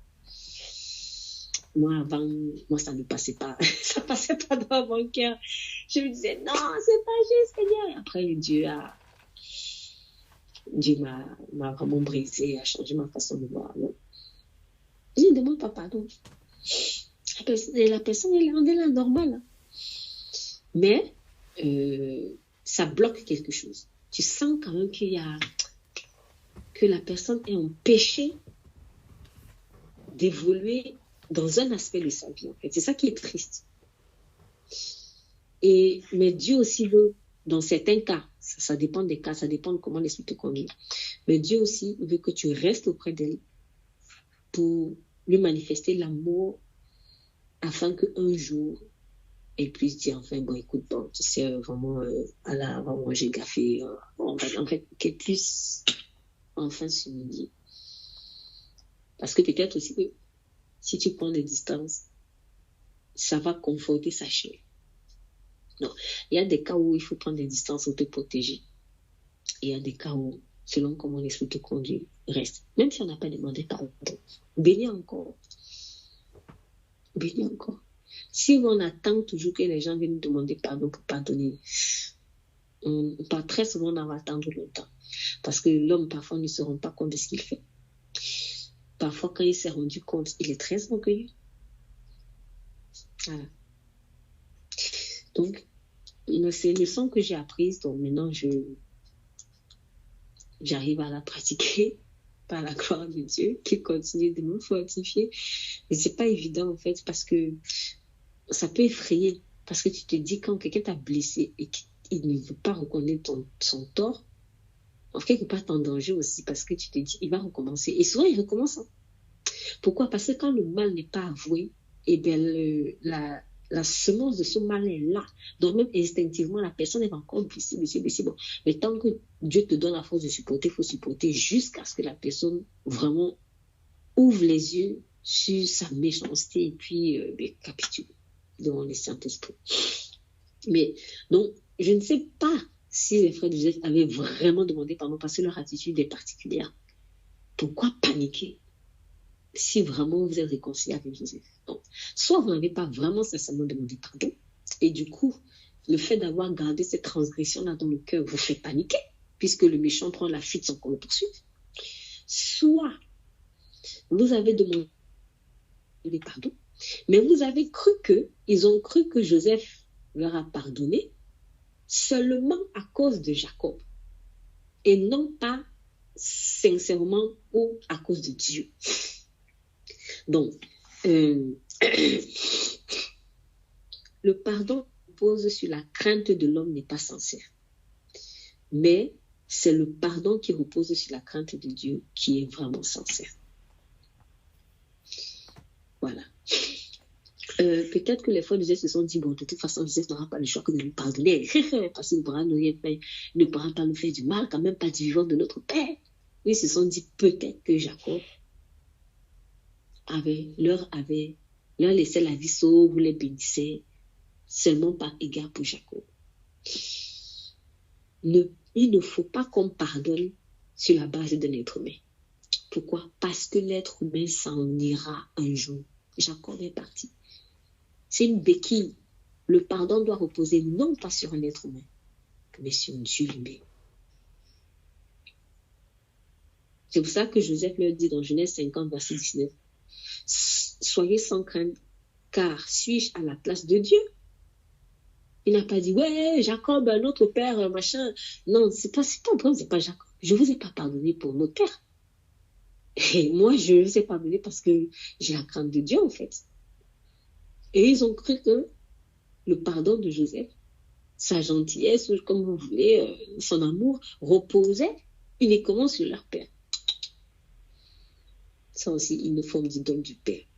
Joseph, lui, il avait pardonné à ses frères, non pas à cause de son père, qui est un être humain, mais à cause de Dieu. En revanche, ses frères avaient basé leur réconciliation avec Joseph sur la base de leur père, qui est un être humain, mais non sur la base de Dieu. Aussi ne pouvaient-ils pas recevoir intégralement le pardon de Joseph, qui était pourtant authentique. Voilà. Quand l'on pense que le pardon que nous avons reçu, soit de Dieu, soit de quelqu'un, est basé sur autre chose que l'amour et la crainte de Dieu lui-même, on sera fragile. Il suffira que cette chose disparaisse pour qu'on soit une fois de plus en panique. On n'aura jamais vraiment la paix. D'où l'importance de croire que quand Dieu nous a pardonné, il l'a fait sur la base de lui-même, de son amour gratuit et non sur la base d'une de nos prouesses, d'une de nos qualités ou même de quelqu'un de pieux, parce que lorsque cette chose ou cette personne disparaîtra, nous aurons encore peur de Dieu. Or, l'amour parfait bannit la crainte normalement. 1 Jean 4, verset 18. Donc, c'est très dangereux de vivre comme cela avec des béquilles de pardon, en fait. C'est des béquilles de pardon. Tu pardonnes. Ouais, pardonne à cause de notre Père, pardon, à cause de tel pardon, à cause de tel pardon. Non, on pardonne à cause de Dieu, pas à cause de quelqu'un. Donc, lorsque les béquilles là, de pardon vont disparaître, on peut même tomber dans une pire méchanceté. Hein. On peut tomber dans une pire méchanceté par instinct de survie. Après, les frères de Joseph n'ont pas fait ça. Ils sont plutôt tombés dans la panique, la culpabilité, la condamnation. Ça se voit qu'eux-mêmes, ils ne s'étaient pas pardonnés, en fait. Peut-être qu'ils avaient demandé pardon à Joseph leur a pardonné, mais eux-mêmes ne s'étaient pas pardonnés. Donc, bref, eux, ils ont paniqué, ils ont commencé à avoir peur, ils se sont mis en une telle position de faiblesse. Mais dans un autre cas, si tu as pardonné sur la base d'une chose, d'une personne et non sur Dieu, comme maintenant cette chose-là va disparaître, tu peux devenir encore plus méchant par instinct de survie. C'est-à-dire quoi? Je donne un exemple pratique. Tu vas commencer à dire, bon, hey, comme maintenant Jacob est décédé là, Joseph va peut-être vouloir me tuer. Non, il faut que moi je le tue avant. Des choses comme ça. C'était, je pense, un peu le délit dans lequel Pharaon est entré. C'était le délit dans lequel Pharaon est entré, en fait. Hé, les Israéliens prospèrent. Ah, avant qu'eux ne viennent me tuer, moi je dois les tuer. Oui. Tu peux devenir pire. Tu peux devenir parano. Parano, pourquoi? Parce que la peur te fera toujours faire du mal. La peur a la puissance de nous faire du mal, de nous pousser à faire le mal. Par peur, on peut tuer. Par peur, on peut tuer. Ça me fait penser à cette histoire où le roi David avait envoyé une délégation dans un pays étranger. Et puis, là-bas, on a soupçonné le mal, on a maltraité ses ambassadeurs. Et puis, quand ils sont revenus vers David, David leur a demandé de rester là le temps que leur barbe repousse parce qu'on les avait déchiré, arraché la barbe, déchiré les habits et tout ça.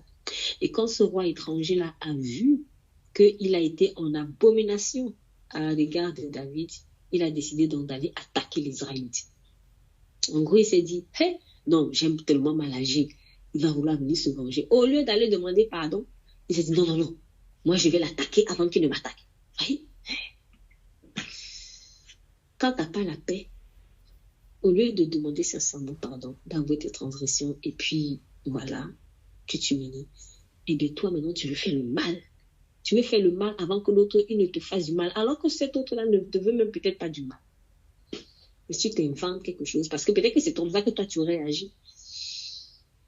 Vous voyez, donc, quand on accepte le pardon de Dieu, nous ne disons pas que Dieu nous a pardonné à cause de quelqu'un ou à cause de quelque chose. Nous ne disons pas que Dieu nous a pardonné parce qu'on a fait ceci, on a fait cela. Chaque pardon qui repose sur une chose ou sur un être humain sera toujours fragile. Mais le pardon qui repose sur l'amour gratuit de Dieu sans plus, ce pardon-là, il est stable. Voilà. Donc, vraiment,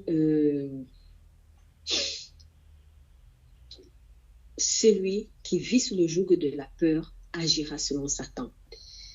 Il fera donc le mal autour de lui, même à ceux qui ne lui veulent aucun mal. C'est pourquoi Pharaon, lui, avait agi aussi méchamment contre les bébés hébreux et contre les Hébreux eux-mêmes. Tant que dans mon cœur, il n'y a pas une réconciliation avec Dieu à cause du sang que j'aurais versé, je verserai davantage du sang. Donc, si je veux revenir vraiment par rapport à ce fait, à ce sacrifice de bébé, cette tuerie de bébé et tout cela, c'est du sang qui a été versé. Donc, si je reconnais que j'ai versé du sang, il faut que je me réconcilie avec Dieu en comptant sur le sang de Jésus. Ça ne sert à rien de devenir encore plus méchant contre des gens qui ne t'ont rien fait de mal, comme Pharaon. Donc, c'est un message à la fois pour des personnes qui dirigent, d'autres personnes et des personnes aussi individuelles, tout simplement. Donc, si j'ai commis un acte comme verser le sang d'un bébé, qu'il s'agisse du mien, qu'il s'agisse d'un autre, il faut que je croie que le sang de Jésus est là, en fait. Et il a été versé pour vraiment que mon péché soit pardonné. Et je dois recevoir ce pardon-là. Parce que Dieu m'aime. Et que Dieu rejette simplement mon péché. Et ce n'est pas moi qu'il rejette. Il veut que je me détache de ce péché-là. Et pour me détacher de ce péché-là, il faut que je l'avoue. Que je m'en repente, que je le délaisse. Que je dise plus jamais, je ne vais faire cela. Mais jamais je ne vais verser le sang d'un enfant, d'un bébé. Je ne veux plus recommencer. Il faut que j'accepte le pardon de Dieu et que je me pardonne aussi à moi-même. On va s'arrêter là pour la deuxième, les portes ouvertes dans le cœur de Pharaon. Et on va envisager une autre porte la semaine prochaine. Donc aujourd'hui, si j'ai envie de récapituler, Pharaon s'était attiré le jugement de Dieu. Et on sait que c'est parce qu'il avait empêché Zali de sortir d'Égypte. Mais avant cela, en fait, il y avait déjà plein de mauvaises choses dans le cœur de Pharaon. Et ces choses-là ont vraiment la faculté d'attirer de grosses malédictions dans des pays qu'une personne à la tête à la tête desquels des personnes sont. Premièrement, le mépris de l'étranger. Faisons attention. C'est très, très mauvais. Que ce soit pour moi seul à l'échelle individuelle ou que ce soit à l'échelle collective. Pour un pays, ou une communauté, ou une famille, ou une église, ou une association, comme vous voulez. Il y a aussi le sacrifice des bébés. Le fait de tuer des bébés. Mettez le nom que vous voulez, mais tant que le sang de bébé innocent est versé, c'est très très grave en fait pour un pays. Après, bien sûr, soit on ferme les yeux dessus, soit on fait comme si c'est pas vrai et puis on essaie de trouver des solutions autrement. Mais ça marchera jamais. Ça marchera jamais. Il faut voir les choses en face et reconnaître que ça ne va pas. On a gaffé, on a maudit nous-mêmes notre propre pays. Et il faut vraiment s'en repentir en revenant à Jésus-Christ, en croyant que le sang que Jésus-Christ a versé à la croix est capable d'effacer ce péché. Il est effacé en croyant que Jésus nous a déjà pardonné.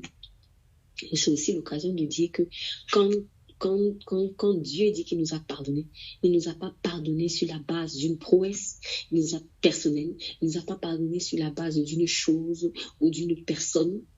Il nous a pardonné sur la base seulement de son amour, donc acceptons son amour gratuitement. Si on agit comme les frères de Joseph, qui ont cru que Joseph les avait pardonnés parce que il avait peur de Jacob, non, on n'aura jamais la paix. Il suffira que Jacob disparaisse pour qu'on soit encore en panique. Il suffira que je perde ce travail pour que je sois en panique. Et je croyais que c'est comme je travaillais bien, donc Dieu m'aimait. Non, c'est pas parce que je travaillais beaucoup que Dieu t'aimait. Parce que quand tu as perdu ce travail-là, tu vas être en panique, en fait. Donc, ton pardon, là, c'était pas pur. Tu n'avais pas reçu de façon pure le pardon. Tu l'avais reçu de façon conditionnelle. Tu avais acheté la grâce. Mais on n'achète pas la grâce. Donc, Dieu, il pardonne. Il pardonne même le sang versé, même le sang des bébés versés. Il le pardonne. Voilà. Mais n'allons pas chercher des problèmes en ouvrant des portes au diable. Que le Seigneur nous aide vraiment à intégrer, à accepter ce message dans la paix, dans la douceur, comme il est écrit. Recevez avec douceur ma parole. Père, au nom de Jésus, je te remercie vraiment pour ta parole. Je te prie vraiment que tu nous accordes la grâce, Seigneur, d'aimer notre prochain comme nous-mêmes, en particulier l'étranger. De ne pas, Seigneur, le rejeter, de ne pas le primer et vraiment de pouvoir le voir comme un instrument, un moyen de bénédiction, un moyen de bénédiction, oui, parce que tu nous bénis aussi par les étrangers, Seigneur. Je te prie vraiment que si un dirigeant, un gouvernant écoute ce message, Père, qu'il puisse vraiment l'accepter dans la simplicité, avec douceur, et qu'il puisse voir, qu'il puisse réaliser, Seigneur, certaines choses pas jolies qu'il est en train de vivre, qu'il est en train de voir, soit dans sa vie personnelle, soit dans son pays, Seigneur, ou dans la sphère d'influence où tu l'as établi. Je te prie, Père, au nom puissant de Jésus, vraiment, pour toute personne qui aurait verser le sang d'un enfant, de son enfant en particulier, Seigneur, ou même d'un autre enfant, soit abusé, soit tué, soit maltraité. Seigneur, je t'en supplie dans le nom de Jésus-Christ, pousse cette personne vraiment à reconnaître cette tort devant toi et à implorer ton pardon. Si elle a besoin vraiment de confesser ce péché devant quelqu'un de fiable, Seigneur, ou conduis cette personne devant une personne fiable, Seigneur, qui va vraiment la mener avec toi et la soutenir dans sa démarche de repentance et de réconciliation avec toi. Parce que tu nous demandes d'être des ambassadeurs, Seigneur, de Christ, des ambassadeurs de la paix, de réconciliation. Père, merci pour le sang de Jésus-Christ, vraiment qui avait été versé à la croix pour nos péchés. Seigneur, pardon.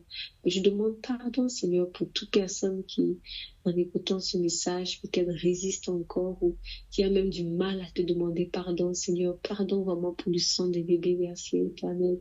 Je prie vraiment que on puisse avoir cela en abomination et que vraiment la réconciliation, la culpabilité pour une personne qui sincèrement s'en repent, qu'elle quitte la vie de cette personne maintenant dans le nom puissant de Jésus, que la culpabilité quitte sa vie, Seigneur. Maintenant qu'elle a accepté de reconnaître ses torts devant toi et de marcher en nouveauté de vie, que la culpabilité la quitte, que nous puissions vraiment croire que le pardon que tu nous as accordé ne dépend pas d'une chose ou de quelqu'un, Seigneur, parce que si cette chose, cette personne disparaît, alors nous allons nous remettre à paniquer, à fuir comme le méchant. Et pourtant, tu as dit, le juste a de l'assurance comme un jeune lion. Seigneur, merci parce que ton amour n'est pas conditionnel. Ton amour est saint, ton amour est pur, il est gratuit. Merci vraiment pour cette leçon sur Pharaon. Aide-nous, Seigneur, à bien la retenir afin de ne pas reproduire les mêmes erreurs. Ou si nous reconnaissons, Seigneur, des similitudes dans le cœur de Pharaon avec nos attitudes, que nous puissions également nous en repentir et sortir de là. À toi toute la gloire, au nom de Jésus nous avons prié. Amen.